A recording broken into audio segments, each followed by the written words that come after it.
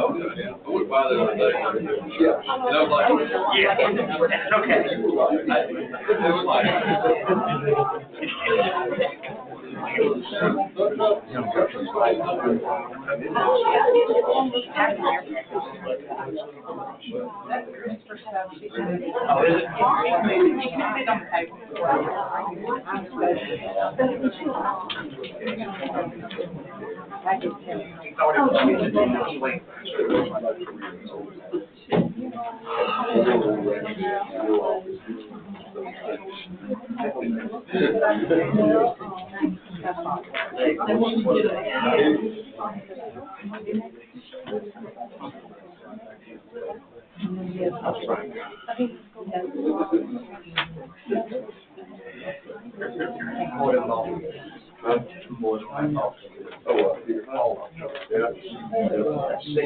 you and 11 you.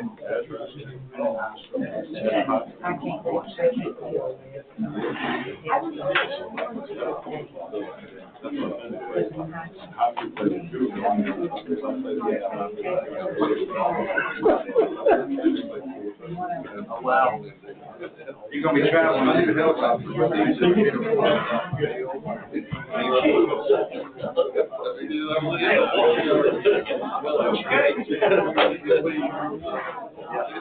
Later, I left.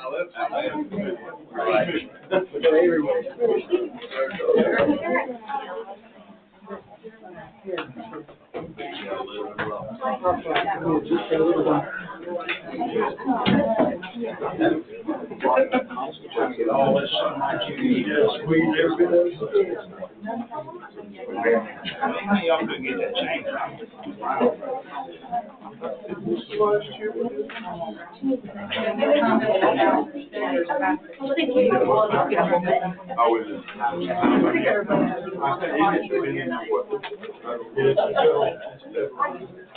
Georgia will do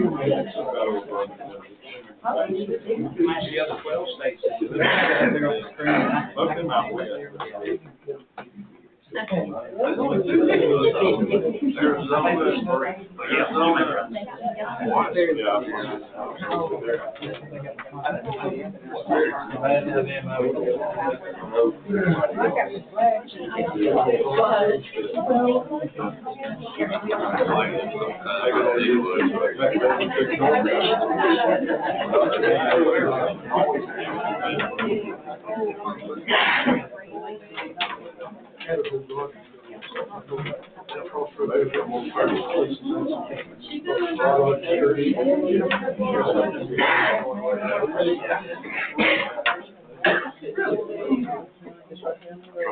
The field's scary.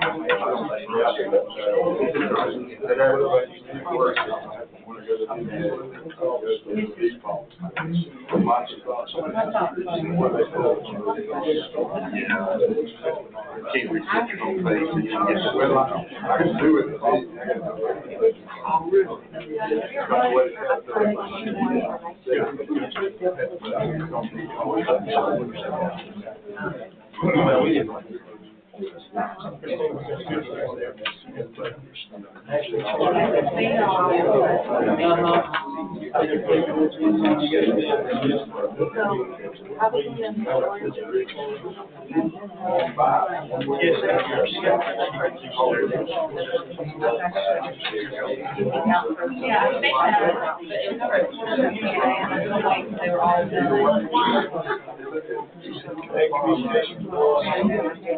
I think there was another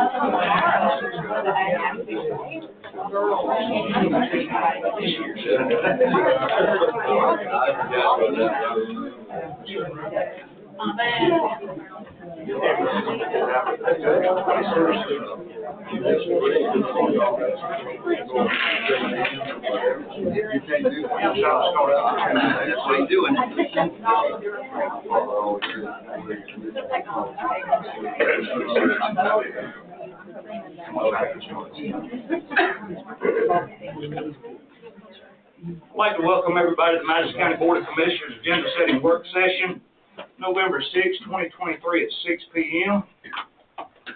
I'll start off with the Chairman's report. I'm glad to see everybody here tonight. Unfortunately for y'all, I have a long chairman report, so. The government complex will be closed Friday, November 10th, in observation of Veterans Day. The 20th Annual Madison County Public Safety Toy Ride will be held Saturday, November 11th. The ride will begin at the Madison County Recreational Department with registration opening at 11:30 a.m. and the ride starts at 1 p.m. Registration is $20 per motorcycle and a new unwrapped toy. All proceeds will be donated to the Madison County Food Bank. It's normally very successful. I think last year was somewhere around $15,000 they raised for our food bank, just so everybody knows. Madison County Board of Commissioners held a health fair in October with 29 employees who participated and 17 employees who participated in the blood drive. The county will host another blood drive in February and is open to the public.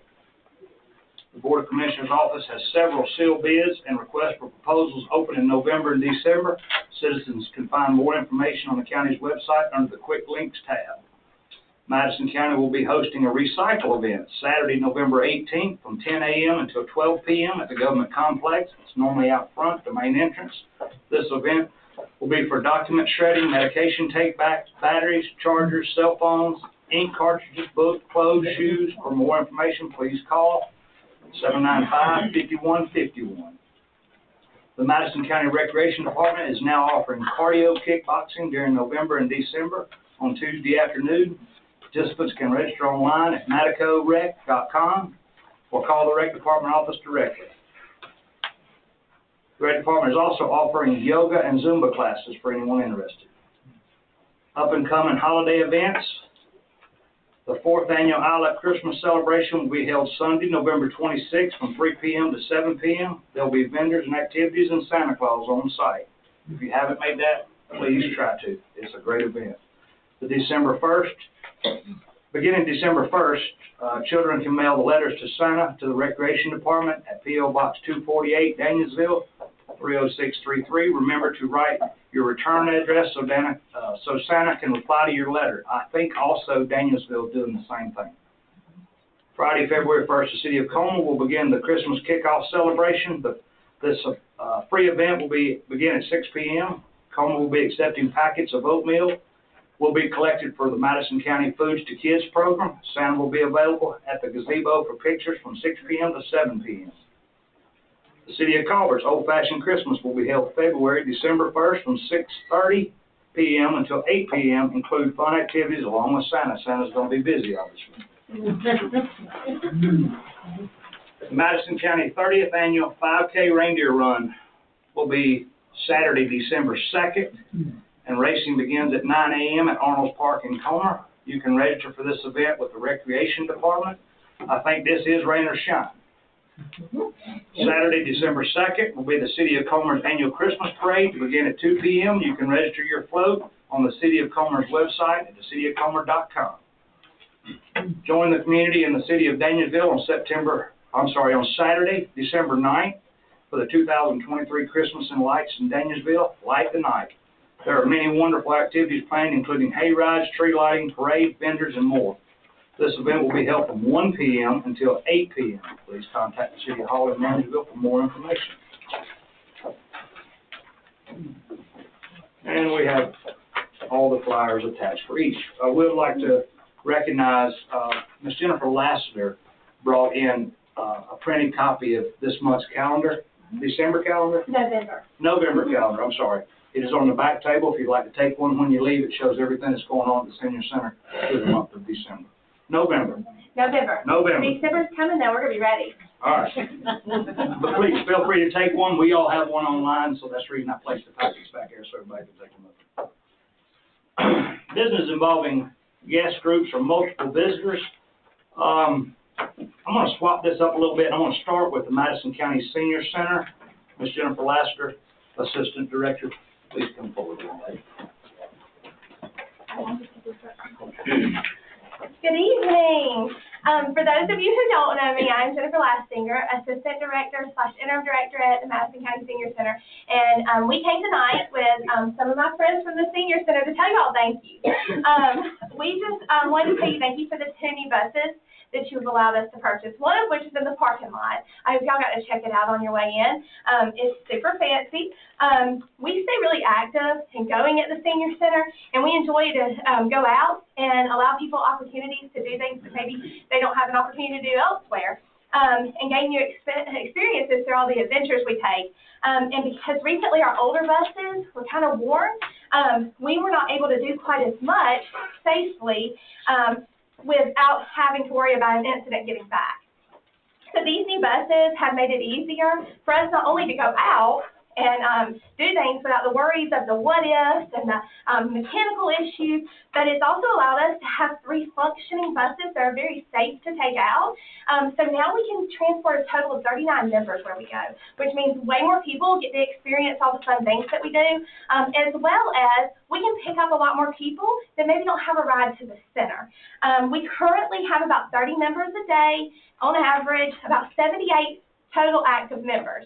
So if they all show up at one time, we're going to have to pull in some extra chairs at the center. But you know what? That's okay, because we can all get them there in those buses now. One of the biggest things that we like to do at the senior center is connect people with a support group and with friends that maybe otherwise wouldn't have a support group or have friends. We like to connect them to resources and all the things that you need to age well. And now we're able to do that because of these buses. We have a lot going on at the center. Y'all can see that from the calendars. It's also going to be on our Facebook page. If y'all aren't following that, I encourage you to follow that. If nothing else, just for the fun pictures that we post regularly. And they're back here chuckling because I'm the paparazzi with the camera, taking pictures of all the costume contests at Halloween and all the other fun things. But some of the events, just to highlight that we have coming up that these buses have made possible is we're going to CC's Pizza, and that while that's just in Athens, before, sometimes with the older buses, we weren't quite as proud to get off of them, and now we have really fancy rides that we're really proud to represent Madison County in. We feel like we are now a very good representation of Madison County, and as you can see by all the smiling faces, they already do a pretty good job on their own, but now they have nice new buses to do so in. And because we know we have reliable transportation, we're going to get to go to Juliet, Georgia next week and see where fried green tomatoes was filmed, and maybe eat some yummy food while we're there. So we just want to take a minute out of everybody's day just to say thank you. Thank you for what you're doing. Thank you for what you've provided us and continue to provide us. And thank you for your support. And we're really proud to live in Madison County with community and commissioners who care about us. So thanks. Thank you very much.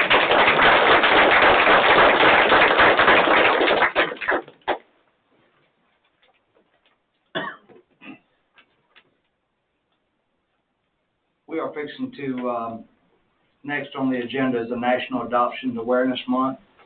If y'all would like to head out before this all starts. Driver just lit.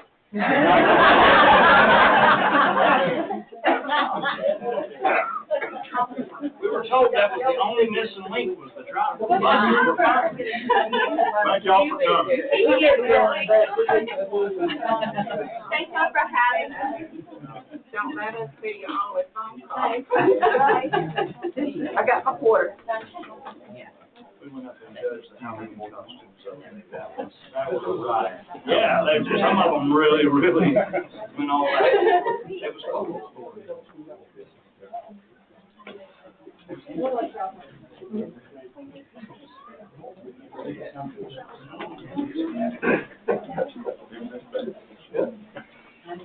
He won the 5K. Oh, it was on.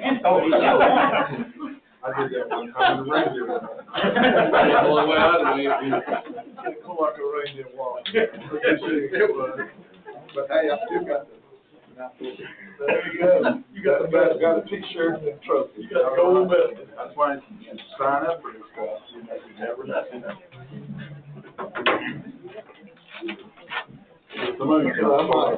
I might sponsor a King Plumbing run if y'all pay $20 to enter, and I'll give you a $3 T-shirt. Yeah. If you can get us a free Denny, let us know, please. There you go. That's right. There was an ulterior motive to buying those senior center buses, and I expressed them to them the other day that most of us up here will be enjoying those buses in about 5 more years, so we were prepping ourselves to go to the senior center. So. I'm going to check the hallway and see if I need to turn the TV on outside. All right. Just remember, Todd, this bunch will keep you, you gotta speed up to keep up with them.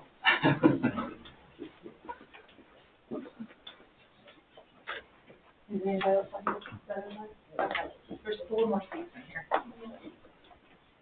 We're good. All right. Next, we have a proclamation for National Adoption Awareness Month. Whereas families have always stood at the center of our society, preserving good and worthy traditions from our past and entrusting those traditions to our children. Our greatest hope for the future at the time when many fear that family is in decline. It is fitting that we give a special recognition to those who are rebuilding families by promoting adoption. And whereas Madison County recognizes the critical importance of helping children find permanent, safe, and loving families through adoption, in Madison County there are more than 30 children in foster care. And in Georgia there are more than 11,400 children in foster care systems. Nationwide, there's over 123,000 foster children waiting for their forever homes and families. Whereas November is recognized as National Adoption Awareness Month, while all adoption-related issues are important, the focus of this month is the adoption of children currently in foster care.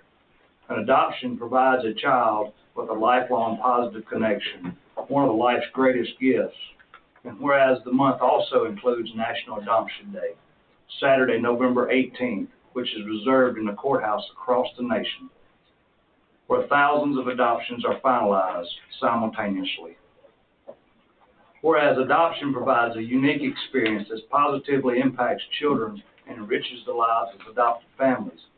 Last but not least, let us pay tribute to those special families who have opened their homes and their hearts to adopt children, forming bonds that we call family now. Gentlemen, I'll entertain a motion to adopt this proclamation. If you adopt this proclamation, let's get it. Second. Motion by Commissioner Chandler, second by Commissioner Kurt. Any discussion, gentlemen? Commissioner Adams? Yes. Yes. Yes. Yes.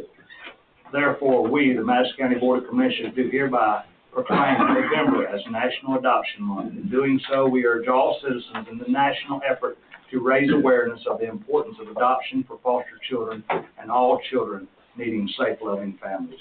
So it be resolved by the Madison County Board of Commissioners on the 30th day of October 2023. Sorry, So, you have to open. This is Oh. 6. November 6th, 2023, sorry. Y'all come forward, please. Thank you.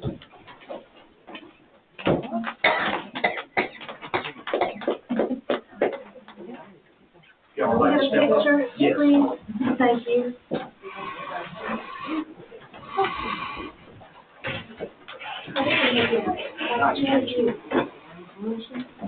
These are some of our dedicated staff, our I'm regional Jimmy McLean, adoption Regional Adoption Supervisor. supervisor. Meet you. Nice to meet you. Nice to meet you. Clark. Nice to Y'all meet you. get up, bro. No, you all right? Oh, I'm gonna Come on around here, guys. We'll just You want to keep get shuffling that way. Come on.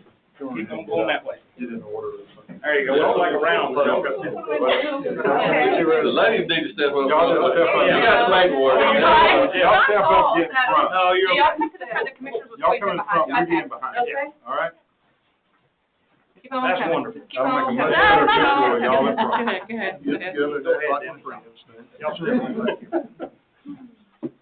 Everybody get with it. Their heads to be. Fair enough. Can't see the camera, they can't see you. I can't see you too well, Higdon. That's okay. No, he used to be on. You're also It's blocked okay. right there. How about Yeah, this? you scoot this way. Okay. There you go. Tell us, ready? Yes. Tell us. 1, 2, 3. All right, and look at me. Yeah, it's hard to read it. All right. Thank you. Thank y'all so much. Thank you. Thank you. Thank you. Yes, ma'am.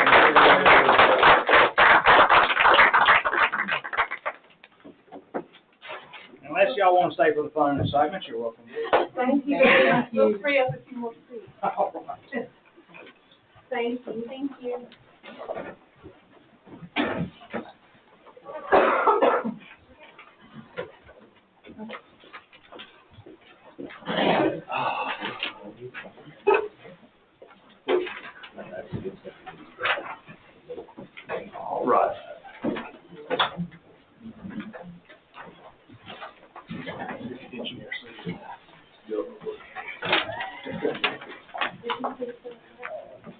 since this is a agenda setting work session, is there any other business involving guest groups or multiple visitors that we didn't have listed?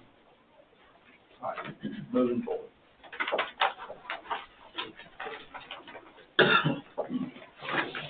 Public hearing on actions and zoning matters. Mr. Noel Scott.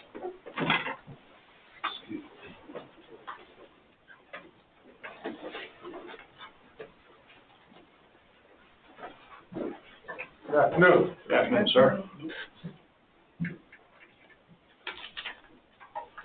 Pretty long agenda. We have, I believe, 12 rezone requests for this month, and we will try to enlighten you on each and every one of them. Our first one is Barry and Mary German are requested to rezone the 16.9 acre from A2 to AR to allow 3 5.63 acre splits for future home sites for themselves and their 2 children. The property is located at 0 Drake Wood Road in Danielsville, on map 22, District 2. No one came forward to speak for this particular rezone request. Dale Barone and Victor Boudier spoke in opposition to the request. There was also a letter sent that was read to the P&Z board in opposition. After much discussion, the Planning and Zoning voted 7-0 to approve this rezone request. I thank you, sir. Mr. German, are you present? Is there anything you'd like to add to that? I'll go for opposition and give you a chance to rebut, okay? Is there anyone here to speak in opposition to this rezone request? All right. One of y'all come forward, please state your name and address for the record. Hello, I'm Dale Barong, 633 Drake Woods Road. Let's see, my property borders this particular property on 2 sides. I was involved in creating the splits a little less than 3 years ago. This was originally a 160 acre tract.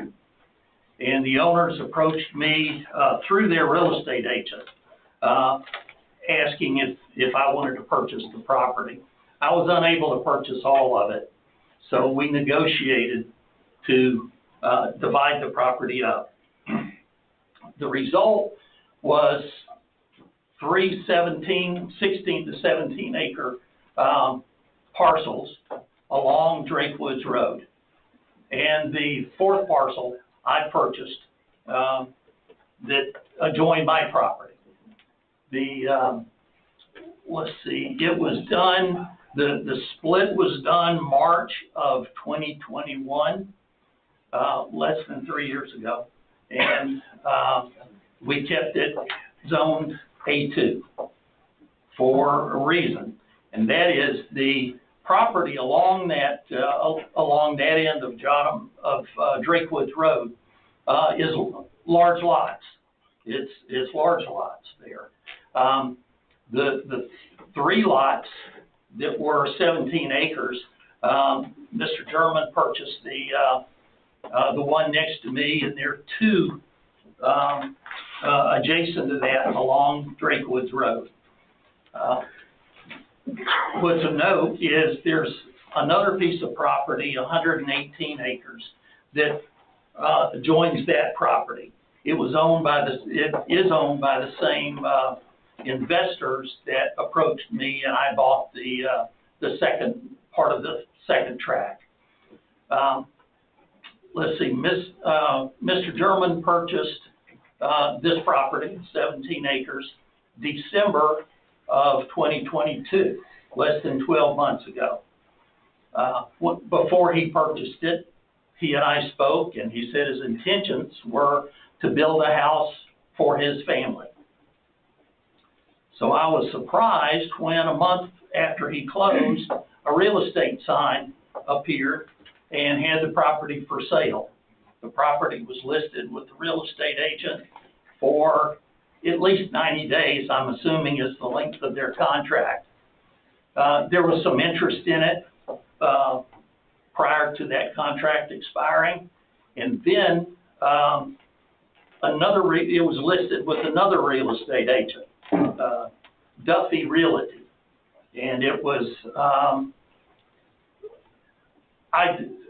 when the for sale sign went up, I contacted Mr. German and asked him about the change in his intention for the property. And he had said he and his wife had changed their mind, that they no longer wanted to live in Madison County and on that property, and they were going to sell it.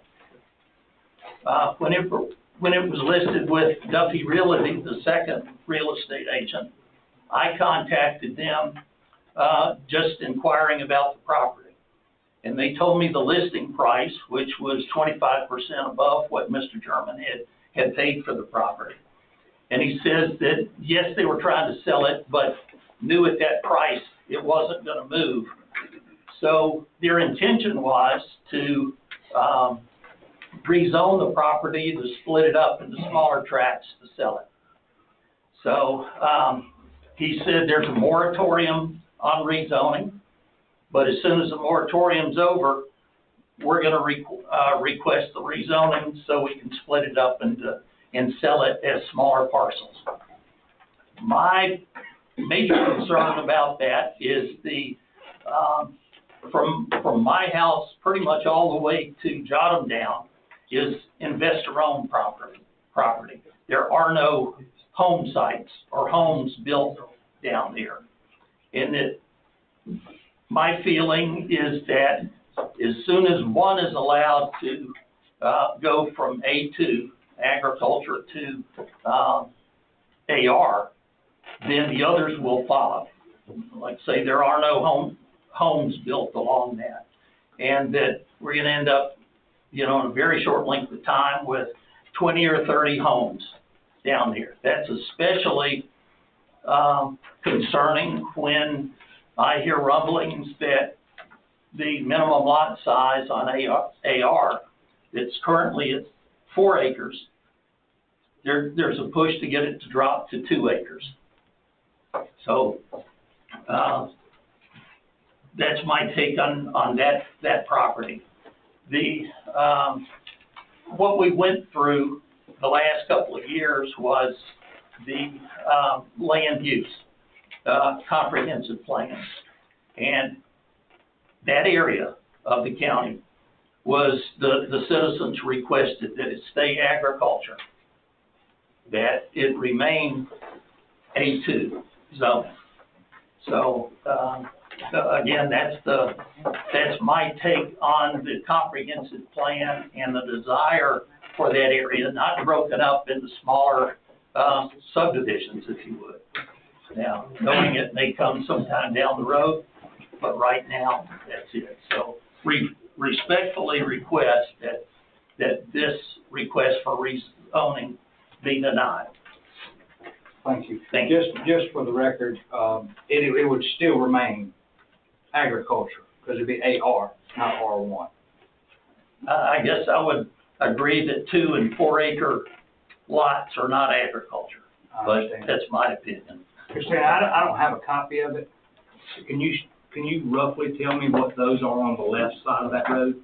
I see a 7 acres across from it. What's the 3 directly across? These here?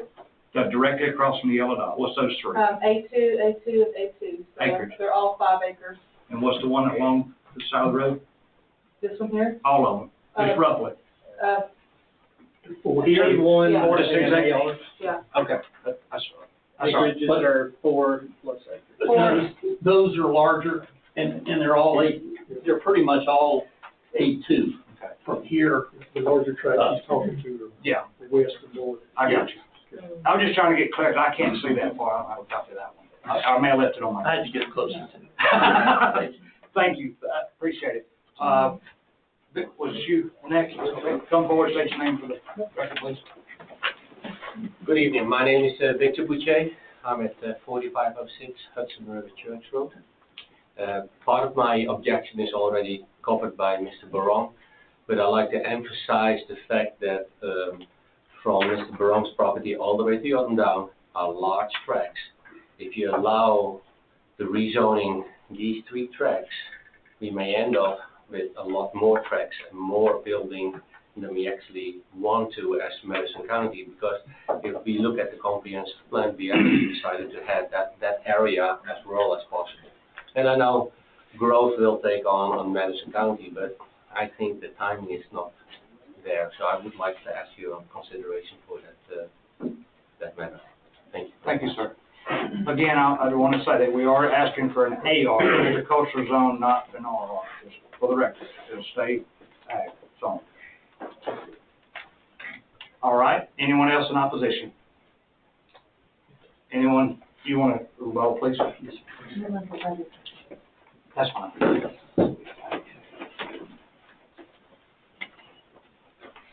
Uh-oh. Yeah, that's my spinal cord up a while back. Yeah. But, I'd just like to say I think we made a reasonable request to have this divided up. I mean, it's not out of line with the rest of the neighborhoods. On down, it may be big acreage, but this is just, something we didn't do to try to split it up so our family can build, own the property. When my son can get a loan, I can too, build something right there. But, and as far as, trying to sell it, it was in a moratorium at the time when we bought it. We didn't know that there was a moratorium, so we found that out. That's why I tried to sell it, because we had to figure out what we was going to do with it. Then y'all made a vote to, not do the moratorium, so we put it in the rezoning. Here we are. Yeah, and our son's 21. He's going to be 22 in January, and he's going to get married, and they want to live here because their grandma lives here, somewhere in Danielsville. I can't And I was remember. approached from Mr. Barone about making sure I wasn't putting any chicken houses on there, so I don't think there's anything that's going to make, Mr. Barone happy with what I'm trying to do with the land. Yeah. It's a rezone request, and you heard of P&Z at 7-0. I don't think it's uncommon to ask for an AR, considering our AR minimum regulations is 4 acres. Yes. So it's not an uncommon request. But I don't have any questions. Gentlemen, do you have any questions? Do y'all live there currently? No, sir. We live in Wyoming now. We're trying to. Everything coming to water. Traffic is horrible. We're trying to get away. Oh, we do want to get away from it. So your intention now is to build there? Yes, sir. Our son's going to build first, and then we are, because our daughter's still in high school, and she graduates in May.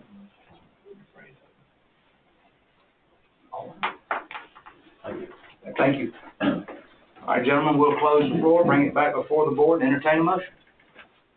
Chairman, I move this rezone request. All right, do I have a second? Second.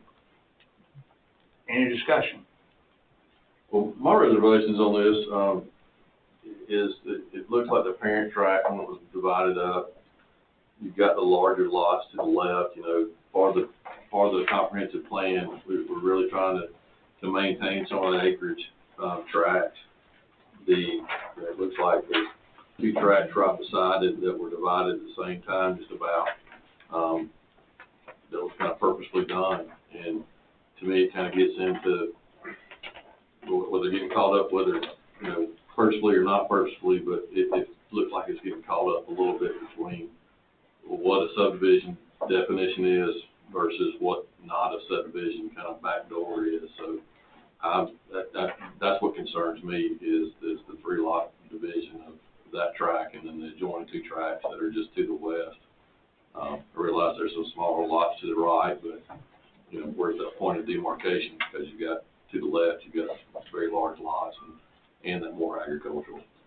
Do you own all the way around that big lot, the big tract around it? Yes, sir. 225 acres, Okay, but there's. You have no intention to sell? No. Okay, so then it's pretty well secured. The only reason I asked that was for a question during conversations close to the floor, to the board is, I would say, be very, very careful, as cautious on this rezone request, knowing that they have met the ordinance and knowing that the surrounding property does conform with the request, because item number 2 will set a precedence after item number 1 that would be undefendable. So be very careful.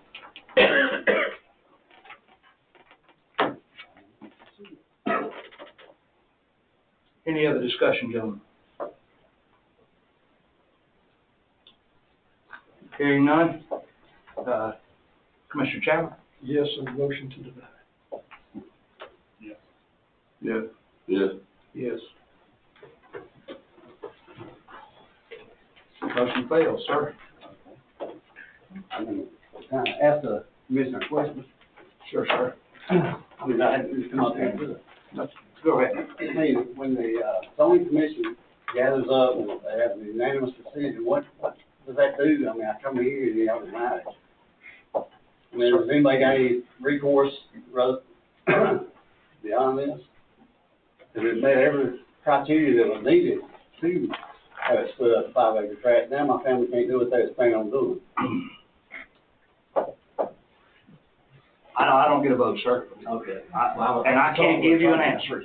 I can't give you an answer because I don't get a vote. Now, you're welcome to ask the board.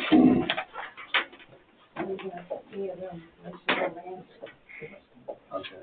Well, You could, I mean, to restate what I just asked, and anybody answer that question, wow, you know, you can't divide it up when it says you gotta have more than 4 acres. They made all the criteria, they voted 7-0, you know, for it, presented to y'all, and now I gotta deny it. I'm just as surprised as you are. So, I guess you can seek better advice than what I can give you. All right, moving on to item number 2. Mr. Scott? Sir.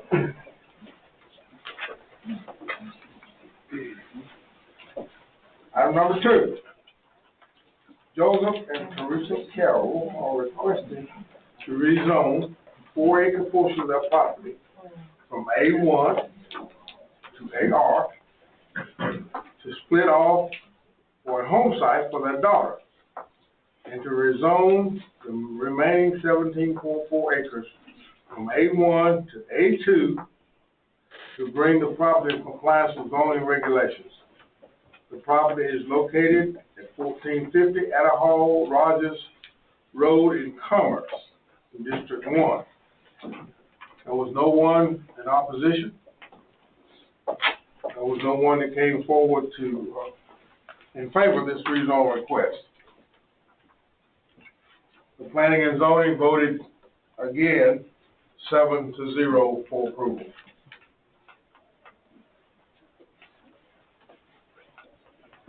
Mr. and Mrs. Carroll, is there anything you'd like to add to that? Nope, I think Mr. Scott did very well. Thank you, sir. Is anyone here to speak in opposition? Hearing none. We'll close the floor, bring it back before the board. Gentlemen, entertain a motion.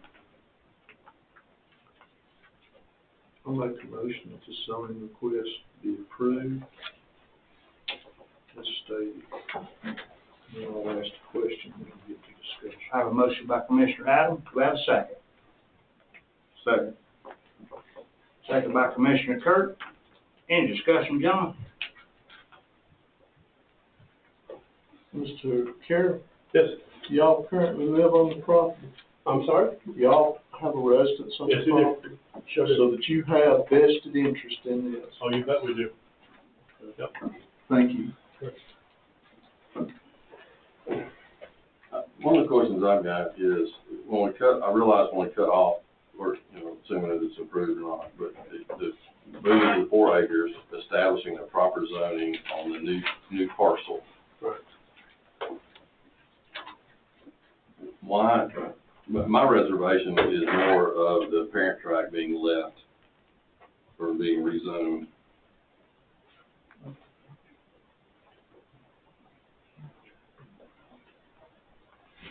It's too small to be an A1. but it's too small, I mean, it's an A1 now, it's a, It's a non-conforming A1. yeah, but it's a legal lot. It's So, I mean, illegal. I'm trying to justify, okay, if it's A1, you want to cut off a couple acres for your family, and you cut off, but the parent tract stays basically the same, which is under provision. It would have If to you make it revoke to to an an A4. A2. If you make it an A2, then how many other times can it be subdivided? Is it just currently could not? Is A2 10-acre minimum? Yeah, my acreage is wrong. I mean, yeah.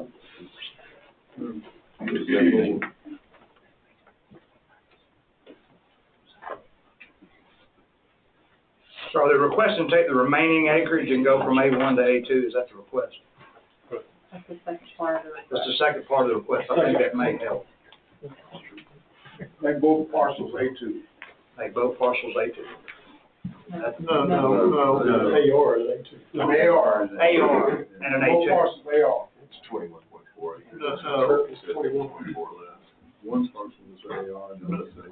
The split would be, so we understand, Mr. Carroll, what you want to give to your daughter would be the AR parcel. Right. Correct. And then you want to maintain the balance of the property as an A2. Correct. Rezone it to A2 to be in conformance with. What you cut off for your daughter, would it be in a corner? It's gonna be on the right side of the property. To the top. So it's not a flag pole, To the top, that here. it's gonna be right here. And we also have these 11 acres back here, which is not part of that. Okay.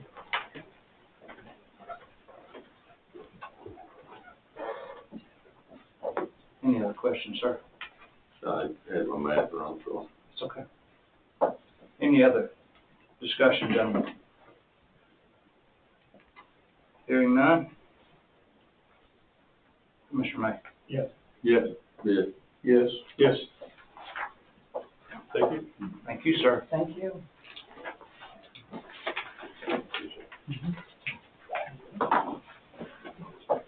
Number 3, Darren Hale is requested to rezone his 12.296 acres from A2 to AR to allow a 4-acre split with his existing home to retain and to sell the remaining 8.296 acres. Property is located at 817 Diamond Hill Nice Road in Cobbett in District 3. No one came forward in favor of this request. Tammy Hale, Tracy Moon, and Jeff Hale spoke in opposition to the request. The Planning and Zoning Commission, after much discussion, voted 7-0 to approve. Mr. Hale, are you present? Hey, sir. Is there anything you'd like to add to that? Can I approach over here? Sure. What I told them on the last meeting, that when I sold this part over here, the same guy's gonna buy what I'm wanting to sell here and here. So that's like 50 foot. It's gonna be a son here and a daughter here. He's doing it so they can be close by. And my health is going down, so that's why I'm just wanting to keep these 4 acres right here. It'd be a lot easier for me to maintain it, so it don't go looking bad. Thank you, sir. And please. And they didn't know, the ones who opposed it. That's my cousin, and I don't know why I didn't tell him, but after we talked in the hallway, and I told him, I said, the same person is buying it.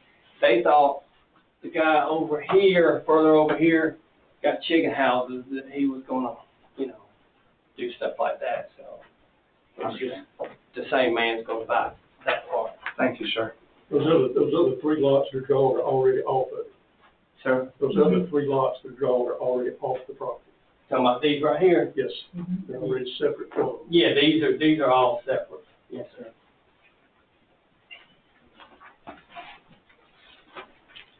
Chris, when y'all looked at this, did you look at the, provision for retiring property owners?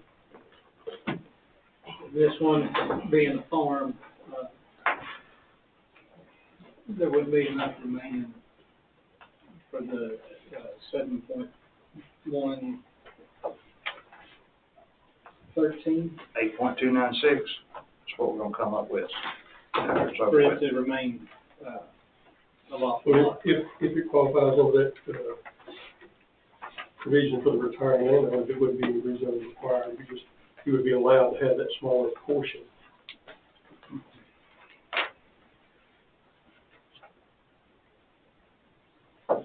All right, anyone here to speak in opposition to this request? Hearing none, we'll close the floor, bring it back before the board. Go ahead, sir. Now you. Go ahead. The parcel for retiring farm owner, for the home, retaining the home, the remainder still has to be a lawfully conforming lot. Even if it's gonna be joined with an adjacent parcel? That would have to be, it'd have to be zoned the exact same for it to be adjoined. Right. If it was, so what is the zone class of Jonathan's study property? And it only falls underneath the 8.1 qualification. That's where I was going to with the 7.1. It doesn't do it for an A2, only for intense agriculture purposes. Sorry, I was trying to phrase it appropriately in my mind. Any other questions, gentlemen? That's my guess. All right. Hearing none, I'll ask for a motion to, I just need a motion. I'll make a motion that this rezone request be approved. Motion by Commissioner May. Do we have a second? Second by Commissioner Adams.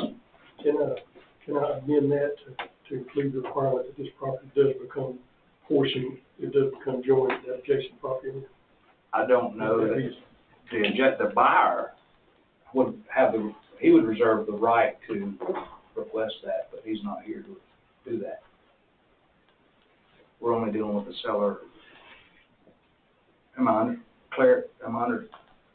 correct? Which are you wanting to join with what?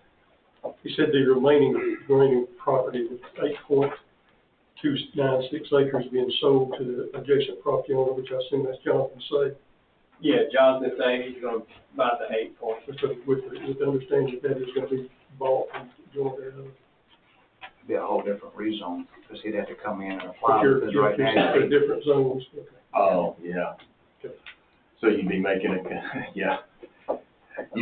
condition that is dependent on future board action. I mean, the way I would look at it is track 2, the way it's divided up with the carve out on the front. Track 2 is going to end up being subdivided again for to make 2 different lots. So, kind of the way that cut off corner is. All right. Any other questions, gentlemen? I have a motion by Commissioner May. We have a second. I'm sorry, I had a second from Commissioner Adams. Any other discussion? Commissioner Kirk? Yeah. Yes. Yes. Yes. Yes. What was the P&Z vote on that, sir? That one's a 0. I just need to write it down. Thank you, sir. All right, our next two are a little bit associated, but we had to take them one at a time. Number 4, Tanya Menace is requesting to rezone. Can I jump in here? I mean, there's no requirement that you do it one at a time. So if the applicant would like to present it together, we, and the board is willing to do it that way, you can. That's fine. One hinges off the other, doesn't it? That's correct. Yes, it does. Okay, let's just do But you them. gotta understand the first one. Yeah, you have to understand it when we get to it, yes. So let's hear them all, but we'll probably take it up as one motion. Okay, that's fine. Tanya Menace is requesting to rezone her .51 acre from A1 to R1 to absorb 1 acre from her adjoining property, to include septic tank lines and a well for existing home on the property, and to bring the property into compliance with zoning regulations. The property is located at 37 Red Oak Road in Hull, map 24, parcel 124, District 1. That's the first one. The second one is Tanya Menace, applicant for Janice Palmer, is requesting to rezone her 4.05 acres from AR to R1 to allow 1 acre to be absorbed into the adjoining property, to allow existing lines and well to be included on the property with the existing home.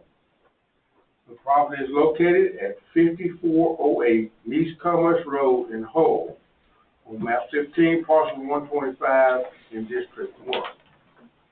The planning and zoning voted in both cases 5-2 for approval. Thank you, sir. Ms. Minish, is there anything you'd like to add to that?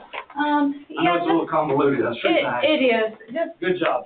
I mean, I just want to elaborate a little bit. I honestly don't even care what it's zoned.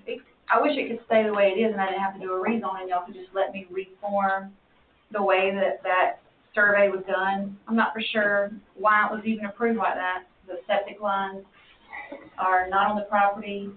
Well is gonna have to be an easement if we leave it like this. If it doesn't get approved, then I'll have to have, I'm a real estate agent, so I deal with easements all the time. It is not common to have a septic line easement. Water easement, very common, but when you start dealing with septic lines, it's just not very common. I particularly don't like the way that the 1.5 acres is laid out. That's the easiest way that I could do it that makes the most sense, because that's the minimum amount of acreage for the R1, which makes us have to pull off of the other acreage for the neighbor, which is who I purchased the property from. But doing this will allow us to also do county water.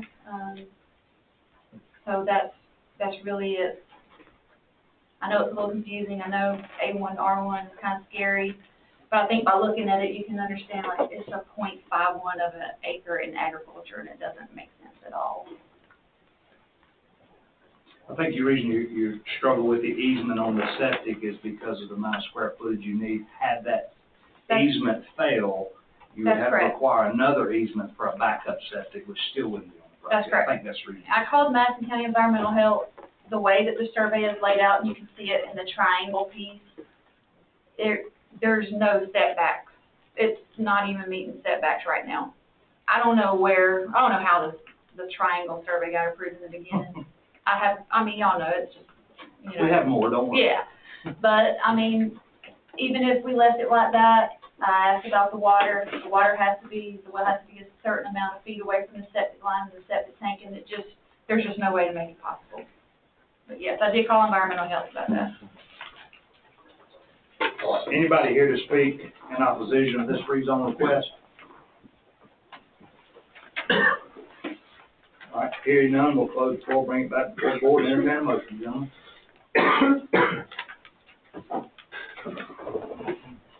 Make a motion, this is gonna be for 4 and 5, is that the way we want to vote on this? Yes, sir. It's a moot point if we don't. Yes, sir. I make a motion that we approve this zoning. Point of order, did we ask for opposition? We did. We just did. Okay, I just didn't catch it, I was thinking about something else. That's okay. Continue. I make a motion that this zoning request be approved, addressing items 4 and 5 on our agenda this evening. As it's stated. All right, thank you, sir. I have a motion by Commissioner Adams. Do we have a second? Second. Second by Commissioner Kurt. Any discussion, gentlemen? Yes. Canolis, would you share with us, what was the dissenting comments regarding this? You said it was a 5-2 vote? Yes, sir. Could you share that with us, please?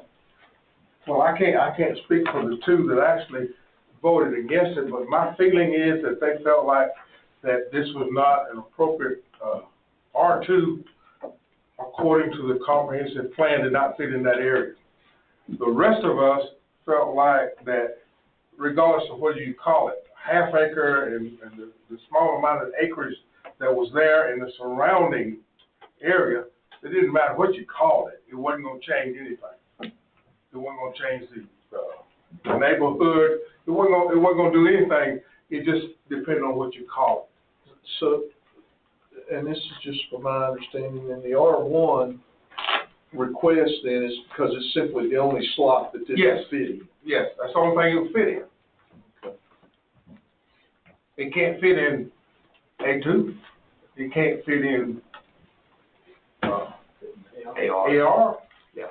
So R1 was the only thing it could actually fit. It's just a casualty and consequence, sir. We're gonna do it multiple times over.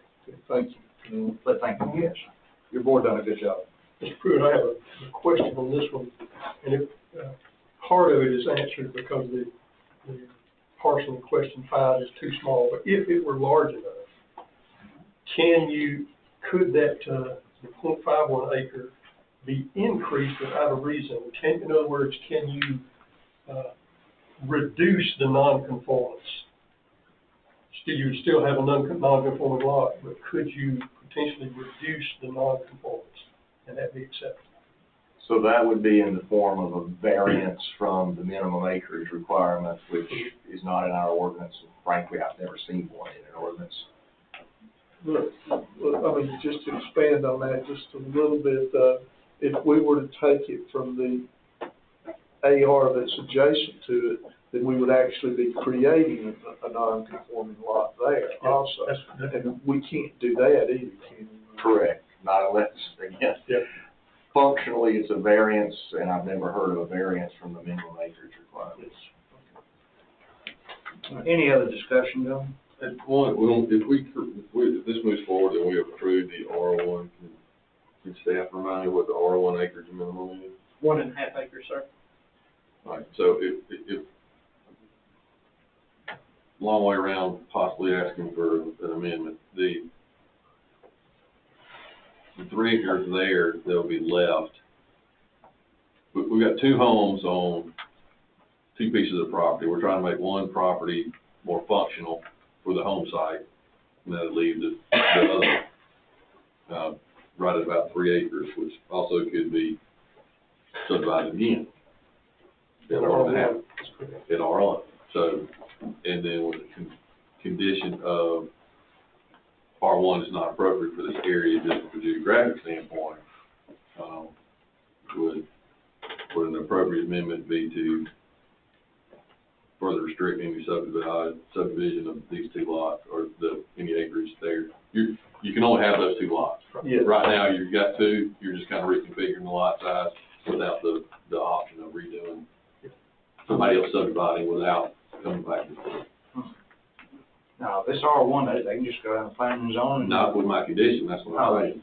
That's what he wants to amend the motion to where it can't be divided again. Without coming back to the I'll court. second that amendment. May a hard one to enforce.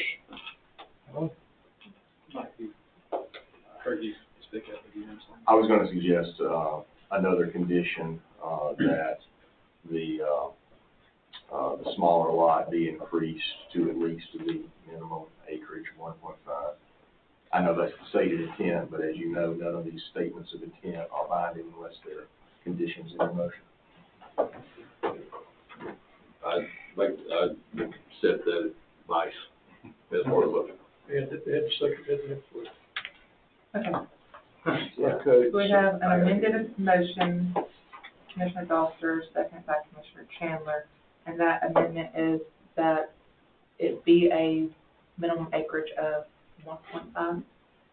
2 amendments that, 2 conditions. Okay, so, yeah. First, that parcel 0015, 125 be increased by at least, be increased to meet the minimum acreage of 1.5.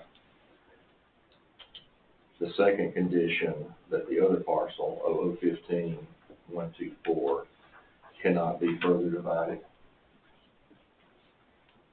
Got it. Thank you. How you gonna track that? 3 years from now. I'm just asking.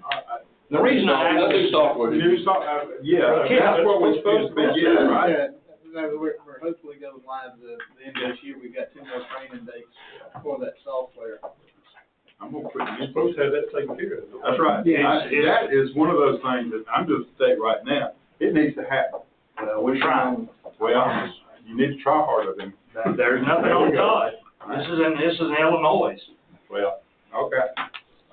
I can tell you what we have done and what we're fixing to do is if we're gonna put that condition on there, along with what I've already seen tonight, we are very, very close of extending what planning and zoning means and putting restrictions on people's property as to what they can and cannot do. I would caution you, this board, I'm only here to host this meeting and advise this board. I do not vote. But boys, we are treading thin tonight. That being said, I disagree with that, Todd. on a 3-acre parcel, No. you're zoned R1, you're gonna condition that man, he can't do nothing with his other acre and a half? And it's zoned properly? Just saying, be careful, that's all I'm saying, just be careful. We haven't said he can't do anything. I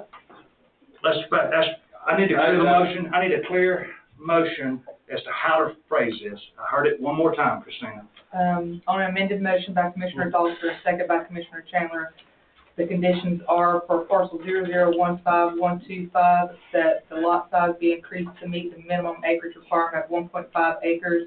The second condition for parcel 0015124 cannot be further divided. All right, and I have a motion and a second on that recommendation. Yes, sir. Any other discussion, gentlemen? Hearing none, Commissioner Kirk. Yes. Yes. Yes. Yes. Motion carried. Ms. Manish. Thank you so much. Now, with that motion about the minimum lot size increasing, was your client prepared to do that? Because I think that's more than what, Yes, she's right here. okay. Yeah, she's aware. That's what you asked. I thought she was asking for 0.5. And there was no intention of her dividing hers Okay. remaining, so that wasn't an issue at all either. Thank you, ma'am.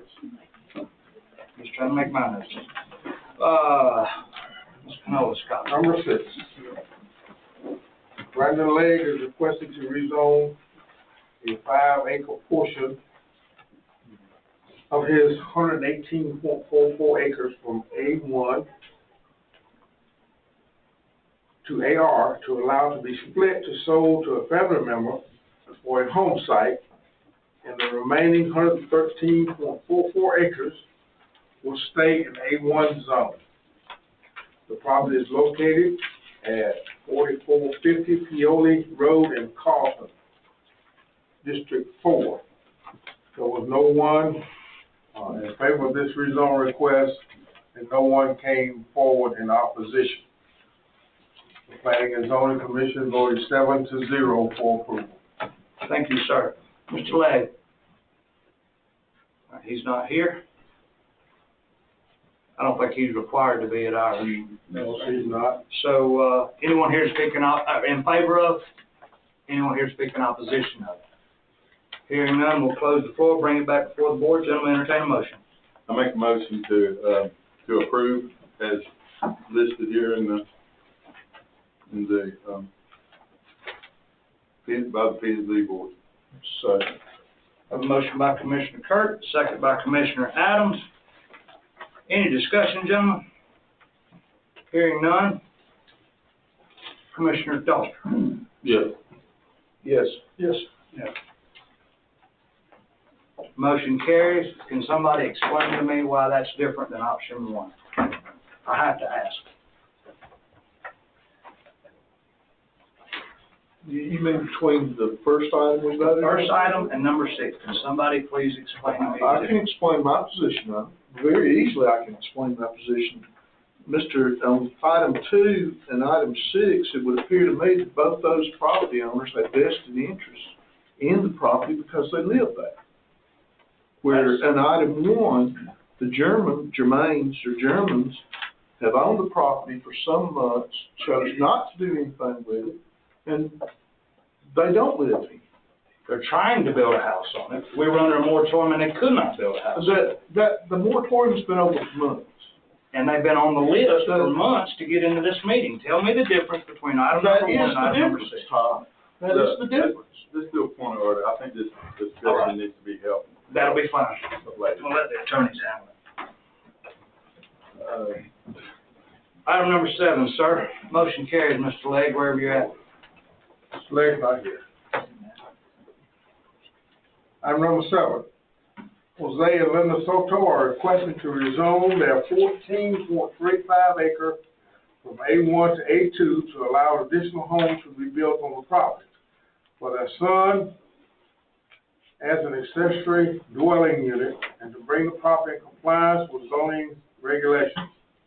The property is located at 400 Rock Quarry Drive in Danielsville on map 52, parcel 119C in District 4. No one came forward to speak in favor of this rezone request. We had quite a few come forward to speak in opposition. In fact, there were 5, and there were 3 emails sent. This was a long and lengthy discussion because of some things that they had put in place as property owners, and we could not consider those. So the planning and zoning voted 7-0 to approve. Thank you, sir. Mr. Soto, are you here? Yes, sir. If you're happy with that, you can go with that. If you'd like to add something, you're welcome to it. Well, in favor, we were there, so I don't know if that's a different, because he said, you know, that, no. Yes, sure. The main reason that we're doing this, we purchased this property, I think over 20 years ago, and we've lived there, and we were the first builders in those properties. Just to answer, you know, as concerns of investments, we've always been, this was gonna be our lifelong home. We always plan to have our children return. Right now, my wife and I accelerating this because our heart conditions and our health is deteriorating. And our youngest son is willing to come to help us to take care of the property and take care of us. The biggest option we have, or the best option we have was, or the first option we thought of was subdividing the property so he can have his own, 5 acres up to 15. But we found out when we went there that couldn't be done because it's a private maintained road, it's not county owned, and there's already more than the maximum. So this was the recommendation. Our second option was to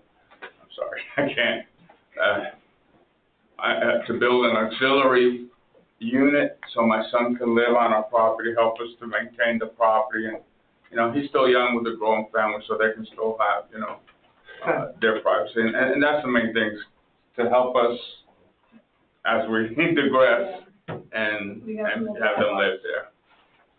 All right, thank you, sir. Anyone here to speak in opposition of? Hearing none, we'll close the floor, bring it back before the board, entertain a motion, gentlemen. I'll make a motion that we approve as provided by the P&Z as their recommendation. A motion by Commissioner Kirk, second by Commissioner Chandler. Any discussion, gentlemen? Yeah, I've got a question for staff. Can you remind me what any restrictions we have or guidelines on accessory dwelling? Subordinate to the primary structure. Currently, there's not a lot of restriction except it has to be 20-foot distance from the home, has to meet the right setbacks on the property, 15 from the side property line, 50 from within a road, private road, state road, a certain footage from the road front, and then 20 off the rear property line. And the accessory dwelling has to be smaller. Yeah. Actually, in this case, if the rezone is granted, it would not be an accessory dwelling, it would be a separate dwelling. They couldn't subdivide the property, there's not enough acreage. Okay, so it's changed, the accessory dwelling is not allowed in A1, it is allowed in A2. It's allowed in A1 with a minimum of 25 acres and allowed in A2 with a minimum of 10 acres. Being under 20 acres, they couldn't subdivide. Okay. And all those conditions are given, I mean, there will be checked as part of the ordinance. Yes, sir. Yes, sir. Yep. All right. Do I have a motion second? Any other discussion, gentlemen? Hearing none, Commissioner Dalton. Yes. Yes. Yes. Yeah. Yes. All right, Mr. Scott? Thank you. Yes. All right, good evening, be safe. Number 8, Chris, and this is one that has come before us before, and we sent them back, and they have done a lot of homework, so it's back again. Chris M. Smith, applicant for his mother Sandra F. Smith, is requesting to rezone 2 3-acre tracts from A2 to AR, and 5.80 acre tract with an existing cell tower from A2 to business to split for inheritance purposes for her children. The property is located at 0 Highway 72 East in Coma on map 106, parcel 66 in District 4. Annette Blackman spoke in favor of the request. No one spoke in opposition to the request. The planning and zoning voted 7-0 to approve. Thank you, sir. Mr. Chairman, should I make a point? Sure. Just so you understand, this is the very last under 4 acre parcel from the moratorium flow over the very last of the under 4 request. Sorry. Yeah. Thank you, sir. Yes, sir. Mr. Smith, is that presented well enough, or do you have something to add, sir? Good to go. Good to go, thank you, sir. Anybody here to speak in opposition of? Actually, I think Mr. Scott said that normally you ask for any others to speak in favor, and I think there was one at the P and Z meeting. I just noticed he wasn't here. Oh, okay. I just happened to know him, so I noticed he wasn't here. But if there is anybody else in favor of, you're welcome to speak. All right. No opposition. Close the floor, bring it back before the board. Gentlemen, entertain a motion. I make a motion that we approve as outlined by the P and Z board. I have a motion by Commissioner Kirk. We have a second. Second by Commissioner May. Any discussion, gentlemen? I have a question for Chris first. Cell towers only allowed in these zones? No, sir. They're conditional use in A1 and A2, and a conditional use in industrial, but they are a permitted use in a business zone. It is not allowed in the AR. No, sir. That's the reason this is a split rezone. It was the best answer or solution, and that's the reason I asked Mr. Smith to withdraw it, to bring it back at a different point in time so that I could put it together. We worked to make sure the fall radius and all setbacks were in there. That's the reason it's got this really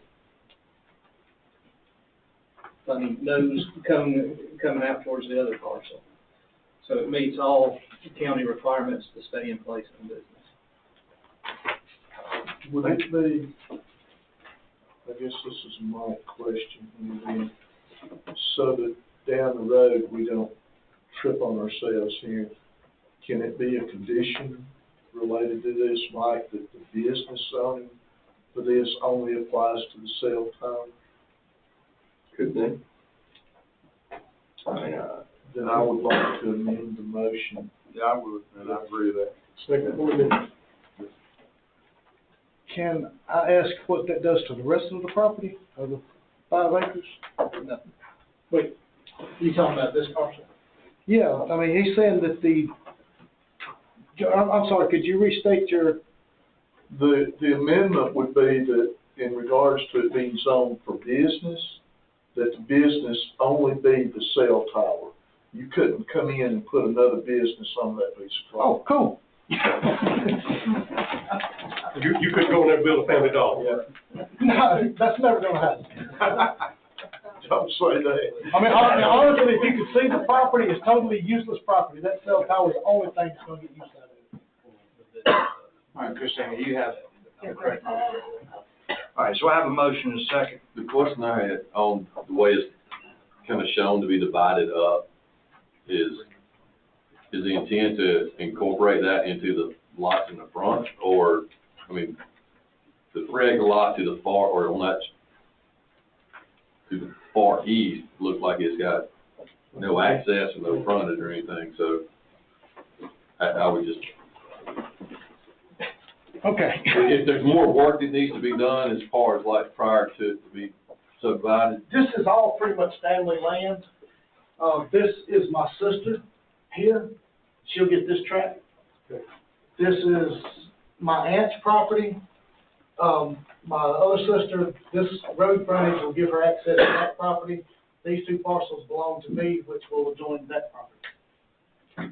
Like I said, this is all family land. The only thing that's ever gonna be done is my nephew and my niece intend to put residences on those property. And this one's about to cave in, so this probably going way in. Thank you. There is a road going up, and they weren't sure if they were gonna do an easement or Z-bar. Oh, yes, I'm sorry, Christopher, thank you. There will definitely have to be an easement for, I mean, the way this crazy line is, it's gotta be that way to get the setback from the cell tower, which is 180 foot. Took some work to figure that one out too. So there will have to be an easement from here to here from my nephew or my sister. I think my nephew is ultimately gonna wind up with this piece of property. So that will be the only easement that'll have to be granted, and that'll be written in by my surveyor. Thanks, Chris. All right. Any other discussion, Joe? Hearing none, Commissioner Adams, on you. Yes. Yes. Yes. Yes. Yes. Motion carries, Chris. Thank you. Bless y'all for Thank you what ending you this do. year-and-a-half-long nightmare. I understand. That's also the, fire chief at Carlton Fire Department, so thank you very much for what you do. Thank you, Mr. Max. Thank y'all. I believe we're at number 9. Correct? Yes, sir. James Kirby, applicant for his son Stephen Simon, Steven. is requesting to rezone 4-acre portion of his 70.47 acres from A2 to AR to allow it to be split for a future home site. And the remaining 66.47 acres will stay in the A2 zone. The property is located at 0 Jotham Down Road, Danielsville, District 1. Other than the applicant, no one came forward to speak in favor. No one came forward to speak in opposition. The planning and zoning voted 7-0 for approval. Thank you, sir. Mr. Kirby, are you present? My name's Stephen. Dad, he was on there. I was out of town during the first meeting. That's fine. Are you comfortable with the way he presented, or would you like to add? Nope, that's perfect. Now, anyone else here to speak in favor of? Anyone here to speak in opposition of? What I have is a question. That property borders mine, and building a house can be, you've got a permit to build a barn. Sir. You And. have to speak up, sir. I'm sorry, yeah. He already has a permit to build a barn, and he wants to build a house. That can be done without changing the zoning. So my question is, what's the motivating factor to go change that to AR? And it's really just a question. Yeah, He didn't have to answer that. Yeah, he doesn't. We don't mind. Yeah, I'd be happy to answer that. Sure, go right ahead. I can't afford to build a house out of pocket, and I have to rezone it to get a mortgage. Just that 4 acres for a mortgage. Oh, really? Mortgage will require, Yes. AR? Yep, I'm sure it probably will. I worked in the banking industry. Okay. They don't want all that land because they can't. Yeah, they don't want all that. with it. All right, great. Thank you. Good luck. Appreciate it. All right, we'll close the floor for no one else speaking opposition. Bring it back before the board, entertain a motion, gentlemen. Make a motion, this application be approved as noted. I have a motion by Commissioner Adams, second by Commissioner Doster. Any other discussion, gentlemen? Yes, so you want to make sure this home is for you guys, right? Yes. It's not to be marketed. No, it's for us. We're gonna keep it all. Thank you. Yes, sir. No other discussion? Commissioner Chandler? Yes. Yes. Yes. Yes. Yes. Motion carries, sir. Thank you. Thank you. Appreciate y'all. number 10, Matthew Payne is requesting to rezone the 10.72 acres from A2 to AR to allow a 4-acre split for a home site for his mother-in-law. The property is located at 289 Furnace Creek Road in Danielsville, map 38, parcel 14 in District 1. Other than the applicant, no one came forward for this rezone request, and no one came forward in opposition. The planning and zoning voted 7-0 to approve. Thank you, sir. Ms. Payne. Matthew Payne, I'm sorry. Are you comfortable with that, or would you like to add anything? No, I don't really have anything to tell you. All right, thank you, sir. Anyone else here in favor? Anyone here in opposition? Hearing none, we'll close the floor, bring it back before the board, and entertain a motion. Make a motion that this application be approved, as stated. Getting that motion by Commissioner Adams, second by Commissioner Kurt. Any other discussion, gentlemen? Hearing none. Commissioner May? Yes. Yes. Yes. Yes. Yes.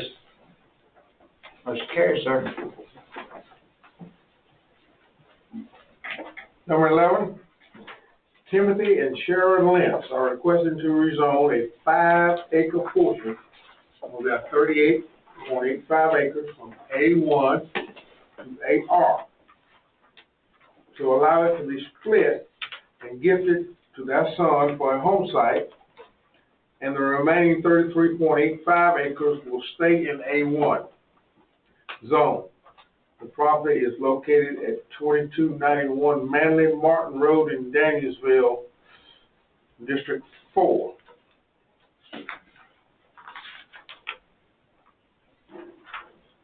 Michelle Kay and Jennifer McClure spoke in favor of the request. No one came forward in opposition. The planning and zoning voted 7-0 to approve. Thank you, sir. Mr. and Mrs. Lentz, are you comfortable with that, or would you like to add anything? Yes, we're fine. We're fine. All right. He's right here. He's the one. You're good? Yes, sir. Just All right. Marine Corps. Looking forward to moving in with my family. Thank you, sir. Anyone else here to speak in favor of? Anyone here to speak in opposition of? Hearing none, we'll close the floor, bring it back before the board. Gentlemen, I entertain a motion. I make a motion to approve as, approved by the, P&Z board. I have a motion by Commissioner Kurt. Second by Commissioner Adams. Any discussion, gentlemen? Hearing none, Commissioner Kurt. Yes. Yes. Yes. Yes. Yes. Motion carries, sir. Thank you so much. Yes, sir. Congratulations. All right. And thank you for your service, sir. Thank you. Yes, sir. Last one, number 12. Timothy and Kelly Eaton are requesting to rezone the 42.44 acre 100 now. from A1 to A2 to allow the property to be split into 3 tracts. 13.47, 11.73, and 17.37 acres to sell 2 tracts and to retain the other to build a home on. The property is located at 1191 Idaho Rogers Road in Commerce in District 1. Other than the applicants, there was no one that came forward in favor of this request. No one came forward in opposition. The planning and zoning voted 7-0 for approval.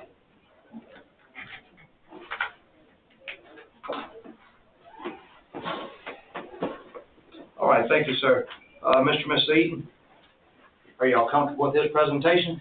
Yes, but the one thing we would like to say, it sounded like that we were going to sell 2 tracts. We really, I think the one thing we want to categorize that we want to go from A1 to A2. So that we have the option. To have the option. We don't know what we truly want to do. It's a 42 acres, and we're very lucky that we got some good neighbours that make the hay off the property.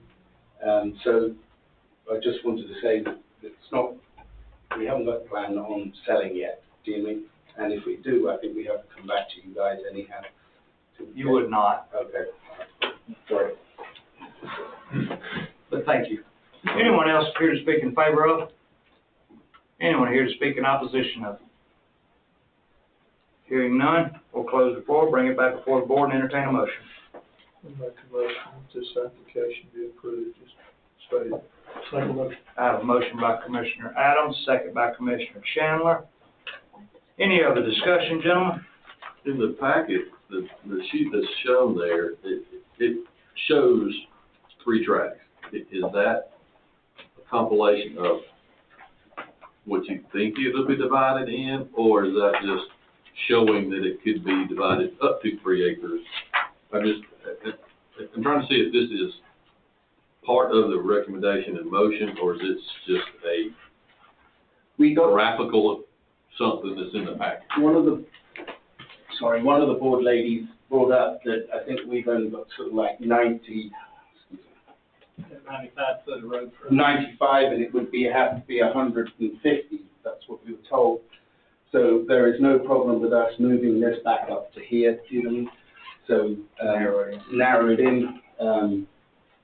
It was just It's a rough public drawing.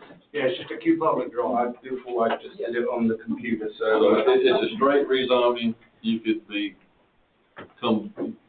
go back to the zoning office and subdivide up to about 2 more tracks. Yes. And I filed that based on the surrounding property. This is one of the odd ones, I would say, that's just kind of completely surrounded by some smaller tracks that I don't think anybody's ever gonna drop a chicken ball on, so I support that. So, the original request was for 3. Yes, and we do have a dwelling here, which we are going to move into in March. We've owned the property for 11 years, but with our job, a house comes with it. We live on East Commerce Road. But our plan is, one of the reasons if we do sell is, I don't know if you could sort of see, this is a beautiful lake, and we would really, one of the reasons is to finance, to build a house there for us to live on. But that's just a dream at the moment with the prices of building. Yeah. Thank you, sir. No worries, thank you. So hell, Yes. Shake right, right? Yeah. Master of hounds. Yep. Yeah. I'm the loud one with the horn. I'm just looking for the one with the champagne glass. That's not me, I'm a beer man, sorry. So I'd like clarity on the application. So clarity on the application. Christopher. Sir. I'd like clarity on the application, please. Yes, sir. What I'm hearing is that's just an option, doesn't have any recollection of what it has to be.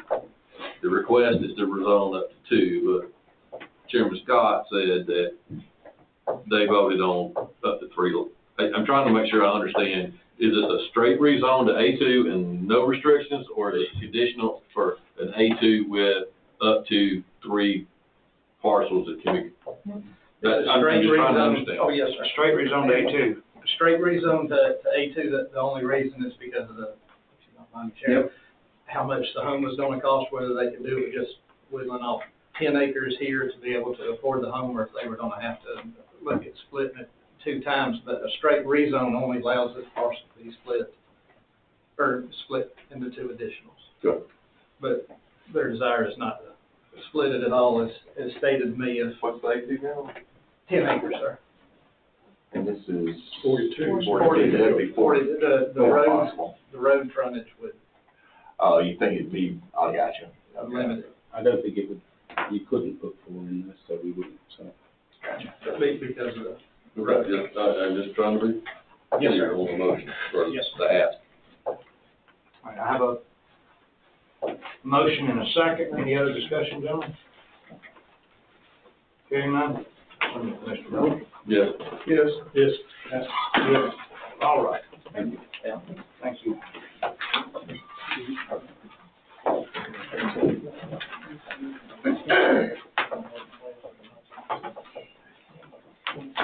Under old business, consider SPG contract for the recreational department. Gentlemen, we're gonna postpone this vote, due to some changes in the contract, per Mr. Pruitt's request. Yeah, and just to, yeah, well, I guess we'll figure out later who's gonna contact and try to get the additional information we need. Yes, it was a last minute on Friday, and we are not superheroes. We weren't able to make all those changes today. So just want to ask the board to postpone that, and we'll see it again at the end of November. I'm gonna add a old business 5.5 to this, because it's not on your list, regarding the building inspection, company. The company that we originally contracted with a year and a half ago went belly up halfway through this year. We contracted again with Edmonds, who is our current provider for our finance, software. They, since then, have took us 9 months down a rabbit hole of maternity leaves, to the point that Christopher had reached week's end about 2 weeks ago with them. I got on the phone with them, demanded a December 1st live time. Now they're bringing in more staff to get that live time. All of it was out of the Board of Commissioners' control, and it damn sure is out of my control. So the next comment I hear, like, get on it faster, better never be said to me. Gentlemen, you have no idea what we do every day. Thank you. I'm well aware of that. Thank you. I appreciate it. Discuss amending the building permit fee structure.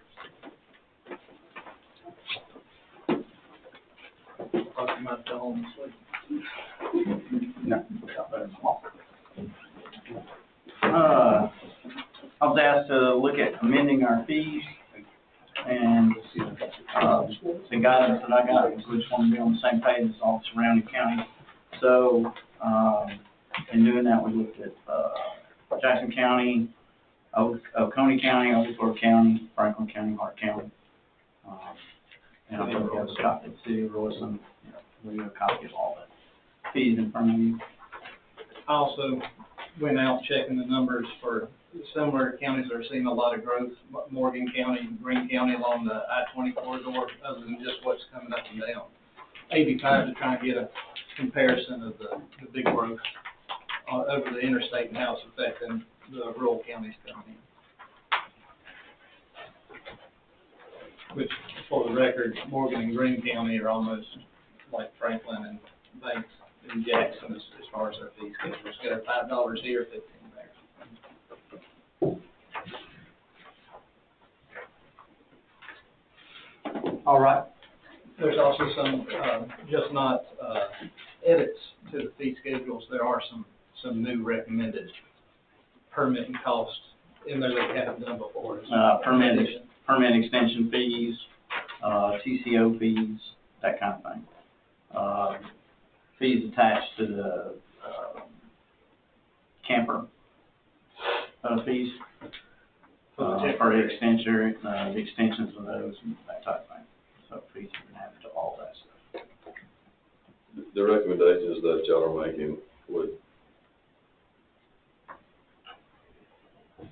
the proposed fees, do you feel like, are we just kind of getting up to kind of current, or we kind of getting kind of an average, so we're not here next year? I mean, I'm just trying to. Yes, sir. What's the expectations? I mean, I know. Yes, sir. Fees haven't been changed since, I believe, 2013, last time. I think I did that. The last time they were done. And what we've tried to do is also in the research see when they updated their fees. Franklin County, Banks and Jackson just did theirs last year. So it's, we weren't just looking at the fees, we were also looking at the age of how their fee structure was, whether or not they had updated within a reasonable amount of time to us as well. If you look at Athens, Clark County, I feel they do it every 3 or 4 months. With that, and then looking also at the I-20 as a comparison, I know it's not our neighbor, but it's a similar growth structure coming both from the Covington area and also up, I forgot Washington Wilkes, I'm sorry, I also looked at them. The I-20 as a comparison, and we're $15 off. The age range, with the exception of the city of Royston, is all within 3 years. And they fees are done differently. Some people do a flat fee for trades, for instance. Some do it by amperage and by fixture. There are also TCO fees and CO fees, so a lot of different counties do it differently.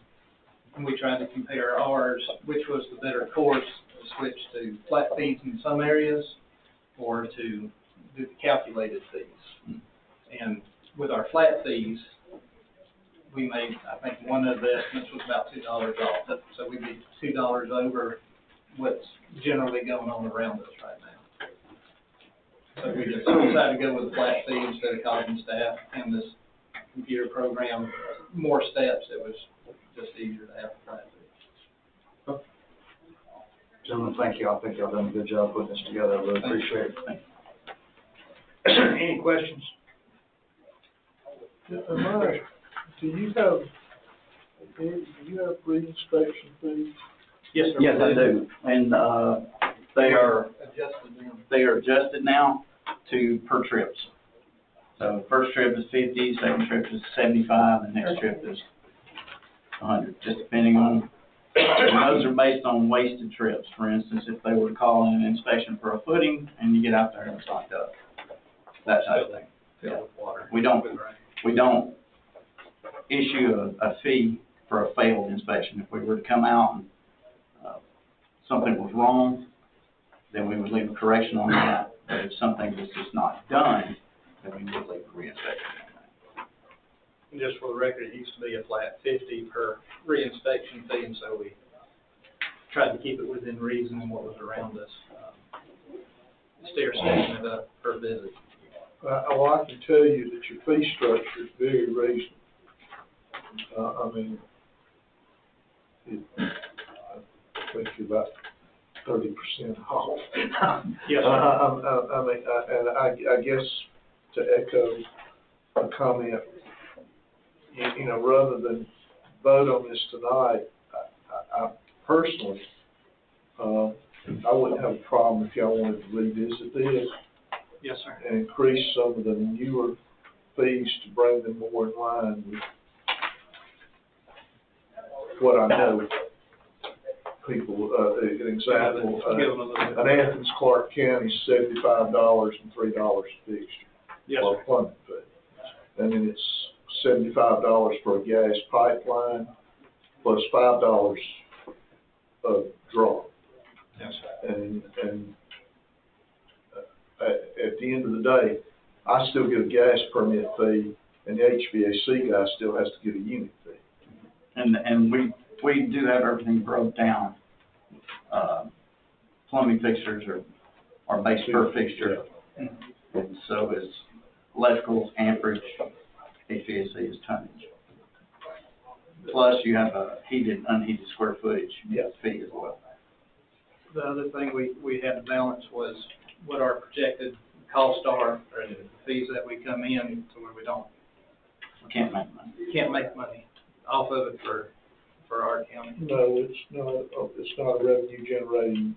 Yes, sir. And that's where our caps have kind of been the reason why they're reasonable is we took the changes and saw just how much based off of this year, last year, we draw in with this fee schedule and how close we've come to the building inspection departments. Based on our budget. So if we do go up off of the past 2 years consideration, we'd be above the budget. We've done our best to bring it right in line with the county's budget. Yeah, you gotta be just below that, making money. Threshold. Cover as much of our budget as we possibly can and recoup that budget with fees without going over. We're right under 5%. Are you basing it off the 2024 budget or the 2023 budget? 2024. Okay. So that's the cap number you used. Okay. Yes, sir. Well then, thank you very much. Good. Just because you're giving too much value for the money, you're working too hard. I wouldn't go that far. Does this mean that we can ask for a raise?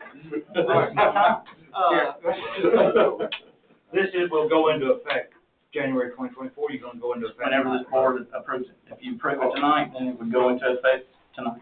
Okay. Go into effect tomorrow, we change our Yeah. fee schedules. Do we need a motion? No. November 28th is when y'all. That's correct. Discussed, The next one, the next item is just an update. We got RFQs today, and then the chairman opens them. You'll see there was 3 vendors that turned in a packet. I also attached the evaluation criteria, so county staff will get together and review the 3 packets, and make a recommendation to the board. Hopefully, since November is a long month, it looks like we got 3 weeks for our next meeting, we can make a recommendation end of November. And Pruitt will also get a set of all the packets to review as well. thank you. Yes, sir. But in this, we're looking for best bid, not low bid. Correct.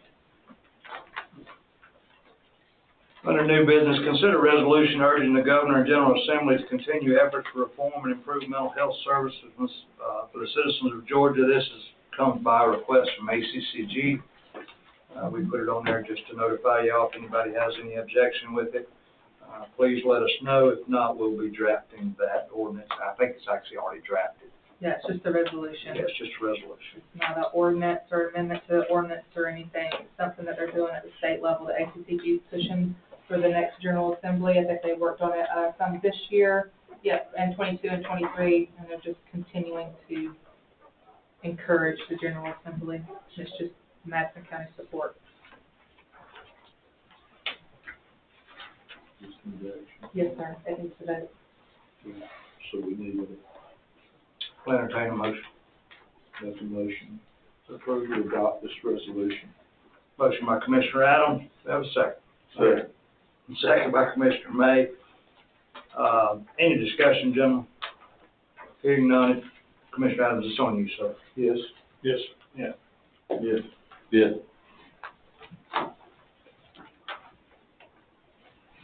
Consider reappointing Stephen Singleton to the Board of Assessors for the 3-year term. I'll entertain a motion.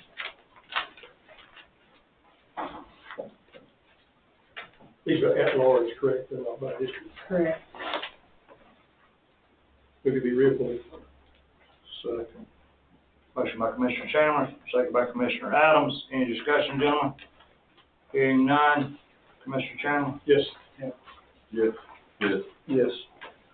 Discuss 2024 meeting dates. I think we've emailed out a copy of those. Anybody see any conflicts with them? That seems to be the best that we can come up with. I do want, just for some discussion,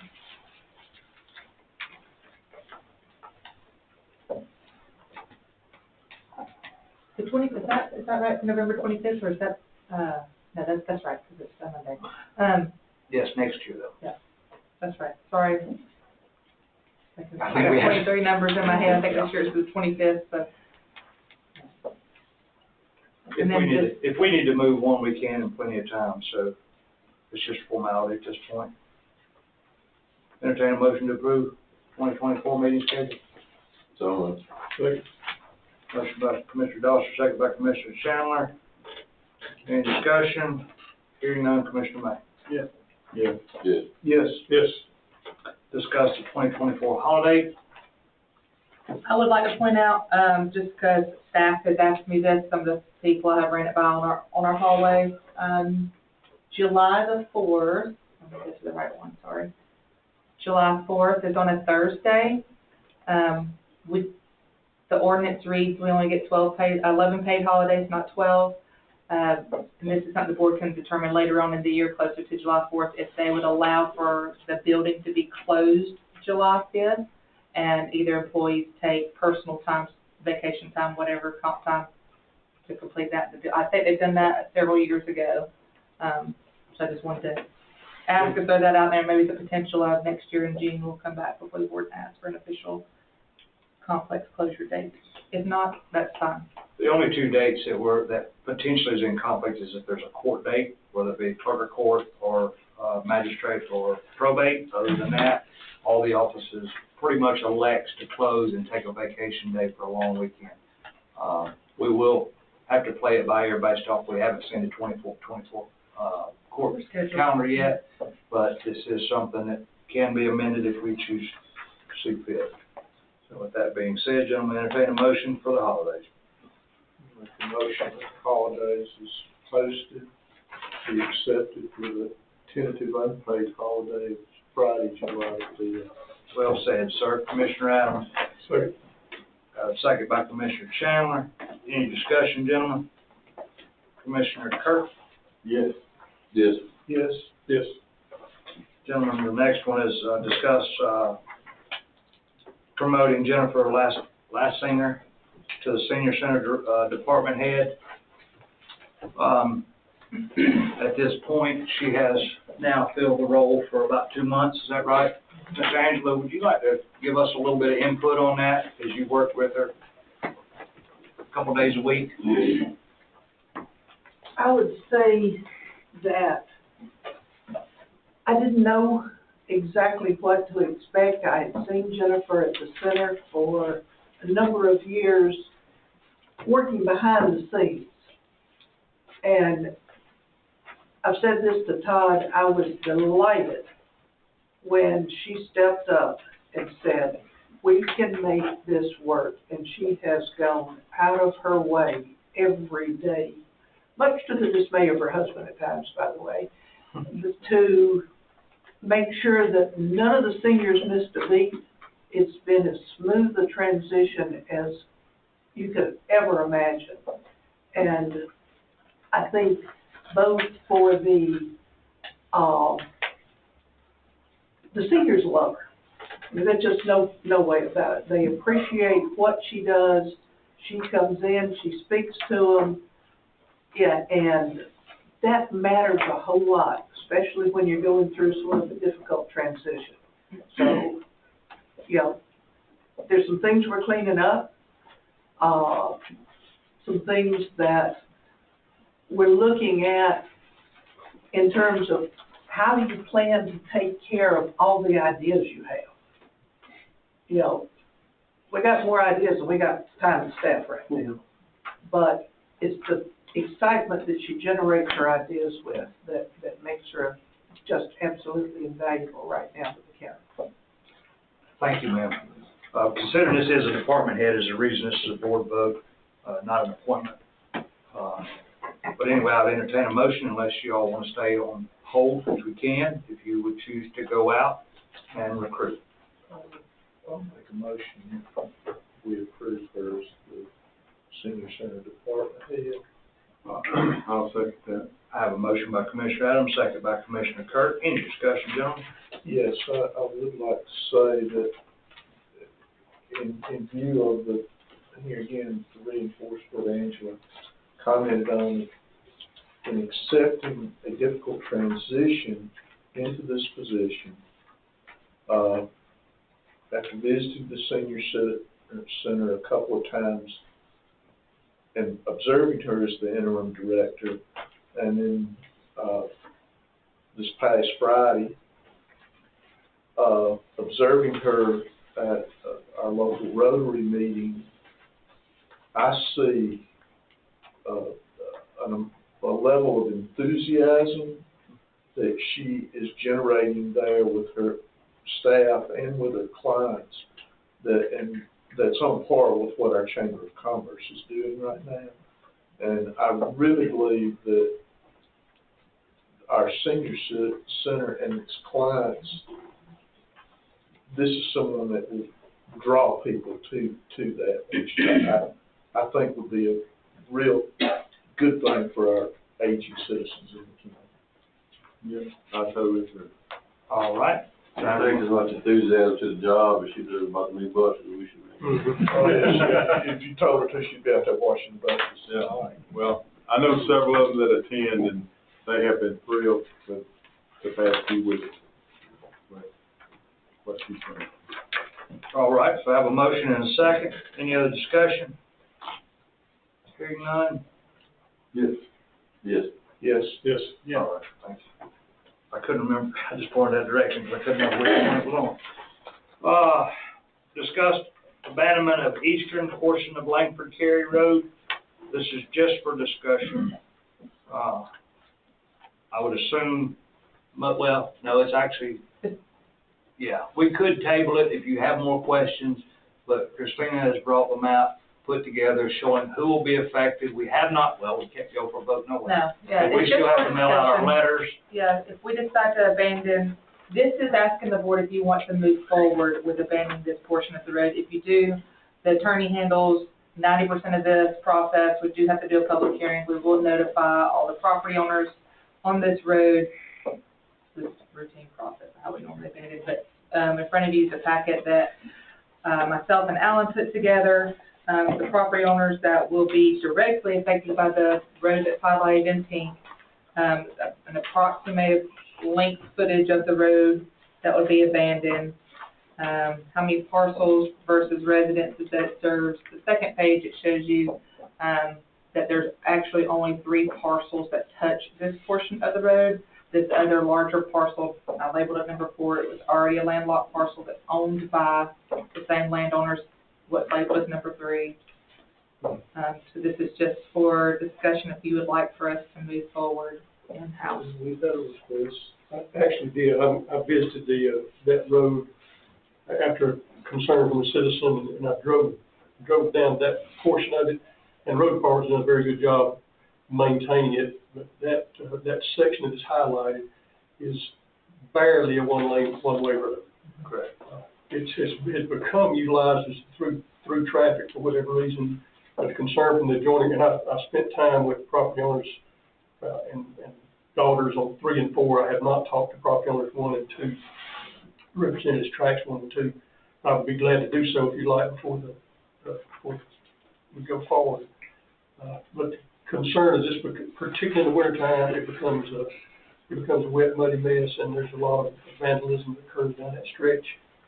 The people on the far end of the road are concerned about excess traffic because it is being used by a through road, and obviously that creates more maintenance issues on that end as well. So I would be glad to personally talk to the other property owners that would be directly affected and make sure that those on the other end I don't want anybody to feel like we're trying to force it on them. I'll be glad to talk to them personally before we go forward, if you like. Yeah, they decided, Alan, you said that there was a good turnaround spot to the left-hand side of the forge that you thought that you could make a good Yes.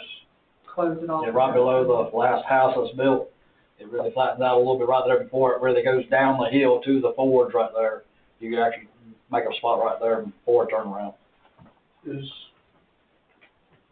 this something we can close out before the end of the year in regards to notifying the property owners? What's the time? By the time we get the letters out and get answers back, we wouldn't be able to get on the agenda, and the advertisement wouldn't take place. Okay.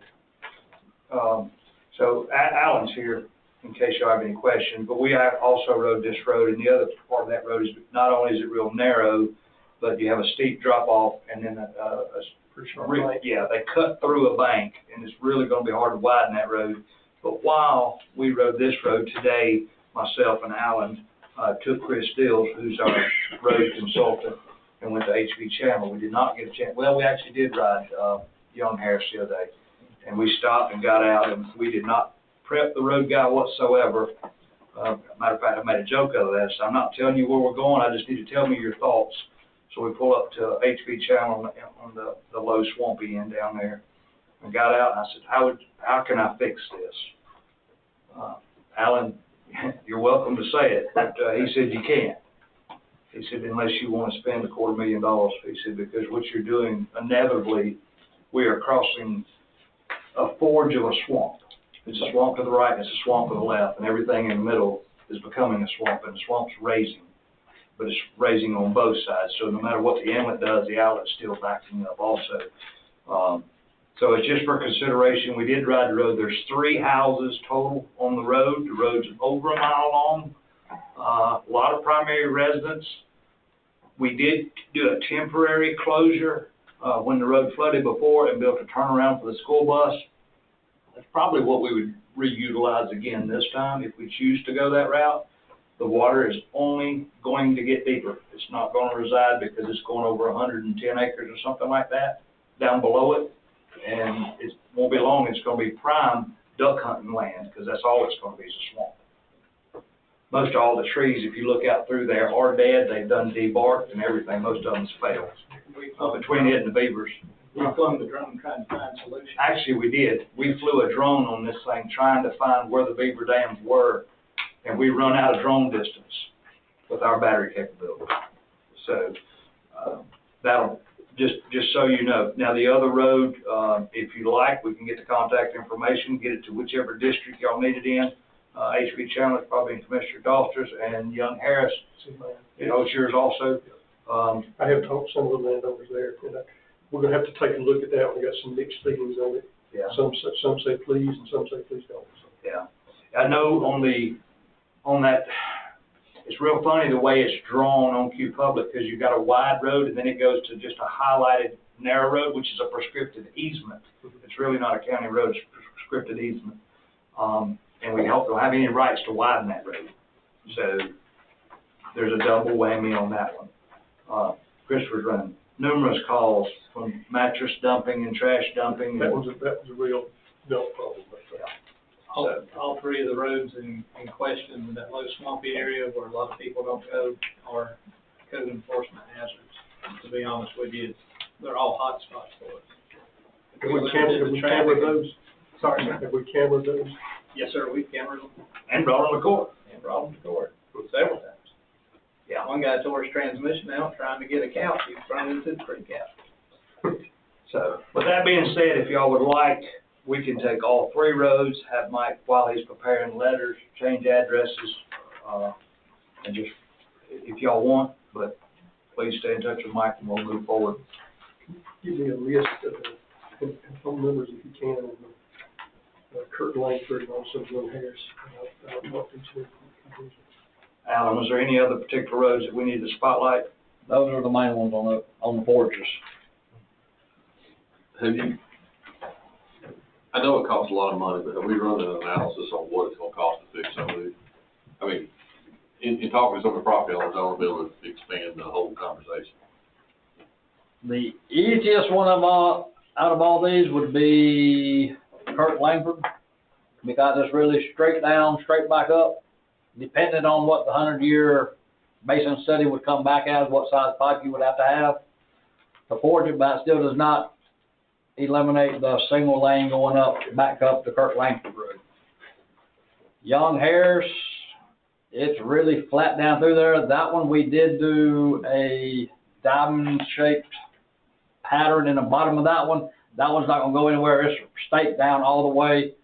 It's a piece that we had to get. It's probably diamond shapes of 8 inches, I guess. And that's all staked down with rebar. And then we got it backfilled with 57s. That was done right after I first come in up there. So I'm not really worried about that one going anywhere. It's not really washed out any worse than what it is.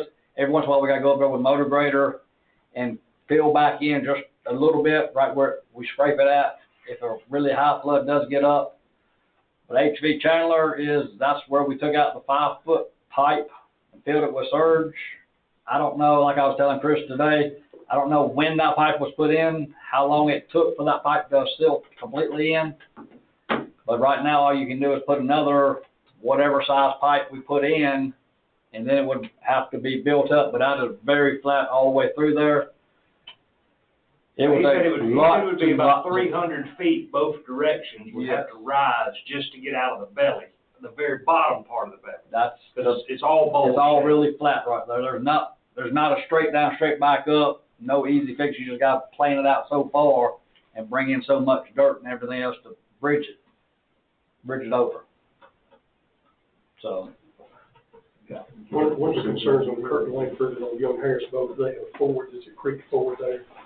So that's from Kurt Langford, if that end that we're looking at closing, that would be a project like the old Royston Road, I think we call that. You have to blow the sides out. That's to Young Harris, the crossing is a stable crossing. As Alan stated, the problem is it's a narrow crossing. It's a one-lane crossing. And no matter the width, you have the insurance liabilities. Yes.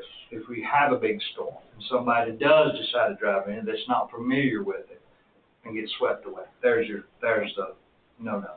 But anyway, all right, well, thank you. And, from what I'm gathering, we're gonna do some phone calls first, and then we'll bring it back up. Glad to do that. All right. Item number 14. I'll have that done next week. Discuss intergovernmental agreement with, for administration of enforcement of state minimum code for construction for the city of Danielsville. Basically, the city of Danielsville, which most of your small cities is running into the same problem. There's not enough code enforcement officers. They're contracting with outside firms, and the return and the wait time is, beginning to drag longer and longer due to staffing issues, and they have asked us, they have not voted on this yet. They want to know if we would entertain a motion to, offer our building code enforcement. Huh? Building codes and permits. So, and I ran it by Christopher and Eddie, and they said as long as you get me staff, which is coming in 2024, it should be no problem, as Eddie, yes. It wouldn't be a process change, just everything in the city of Danville would just come through the county process. Correct. The permitting fees will be pulled here, even though the residence is inside the city limits. We previously did inspect in Danielsville years past, and then for whatever reason. And we do it inside the city limits of Comer as Yeah, well. we do Comer, I think they have like Carl, a $15 fee in Comer that they pay the city hall and then they call us. No. The cities, send us a letter stating what the permit, what is allowed, what they're agreeing to permit, or what they're allowing to permit, whether it be a residence, whatever. Then they come to us, we issue the permit, we receive all permit fees, we do all the inspections. So if somebody built a house in the city of Colbert, the city sends us a letter saying that we are okay for a house being built on this property. We issue the permit, they pay all the fees to us, we do the inspections. We don't try to. We don't get into zoning. Correct. Yes. Okay. But we still won't issue the permit without the city's City request. blessing. Yeah, and they're Requested on letter. Yeah, they have to issue a specific letter stating exactly in detail what is being permitted. Just a quick question. In Comer and Danielsville, certain areas of both those municipalities do have sewer available. Are we inspecting exterior sewers? We inspected it where it ties in. Yeah, tie-in, that's where. The city is responsible for everything up to the building, and then we inspect from there on. Or like up to the meter. We created this blank form so that if other cities, approved it and set up, we'd have a staple moving forward as well. And that's the reason you see everything blank without Madison, Danielsville being put into it. Just a preparatory step.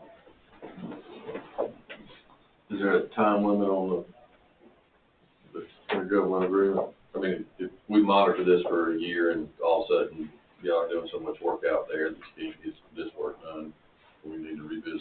I'm trying to get out, make sure we got out clauses if it's appropriate. Yeah. We can put it yearly. It is, it's in there. Yeah, okay, I scanned it earlier, I didn't find it. Yeah. It's a 50-year agreement that can be terminated on 60 days written notice. No, as long as we go that. All right, I'll entertain a motion. This is just for discussion. Yeah, we can do that.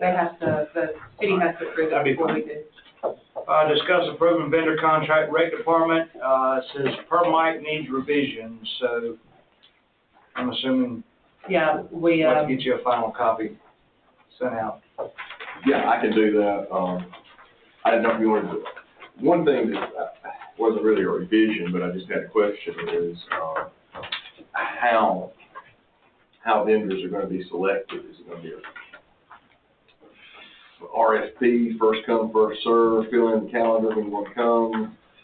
That's pretty much what it is now. Okay. During the summer months, you have the snow cone machine or whatever you call it, and in the fall months, you'll have the hot cocoa guys come with their trailer set up. It's just a per basis. Okay, is there any limit on how many you have come for any particular event? No, sir. Okay. And this is just the age we're in, because do we have a hold harmless clause or something in there so that when Christine goes and gets her hot cocoa or snow cone, brain buster from that, she doesn't turn around and sue the county. No McDonald's coffee, no. There's some insurance and also indemnity required. Some of those need a little tweaking on those, but yeah, they're in there. Just. And ultimately, we'll get a percentage. We'll get a percentage from the vendor also, like the snow cone does. But your point, Counselor, do we need a provision in there saying that rec department staff, you know, got the right to use based on size, space? Right. I mean, Yeah, and it's actually, so this is the individual contract that would be made with each vendor after they're selected. So I was just asking, I don't know what the policy is behind that. Is there Probably don't have one, right? Is I there- had the kids. I was trying to be nice for a change. We haven't gotten to that one yet. We're working on it. Mike, is there provision also in there that there's a performance issue with the vendor that they can be, their contract can be terminated? That's a good question, yeah. Now, there's a list of, code of conduct, and behavioral guidelines. I don't know if it's in there that if you. We can sure add one, that ain't no problem. 5 days written notice or immediate, that's fine. Well, there's, yeah, I mean, code of conduct is there, but that's a good suggestion, Terry. We need to add a, express clause on remedies to include termination. Thank you. All right. Any urgent matters? Travis, are you just here having fun, sir? I'm just here having fun. All right, I didn't know if you had an agenda we need to know nothing about. You got twins involved, he's taking the light off. Right? All right, any urgent matters? Hearing none, executive session to discuss real estate acquisition, personal matter, potential litigation. No, sir. Commissioner Doster. Move to adjourn.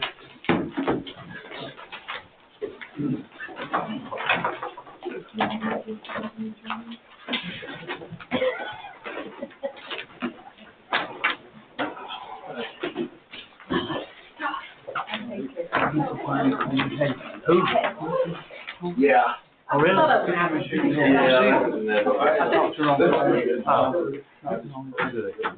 Yeah. Okay. Can I get that quote again? We're just proud, or we're honored to receive the award, but we're also proud to be partnered with the surrounding county that was also recognized in the award. Perfect. And it's just good if I bring up on how you guys are doing, looking at moving forward with the eastern portion of abandonment and talking about. Yeah, that's what I felt, well. Eastern Board of Abandonment on what? The Langford Curie, that whole, the Langford Curie, we're going to call it, the road. Thanks, Commissioner.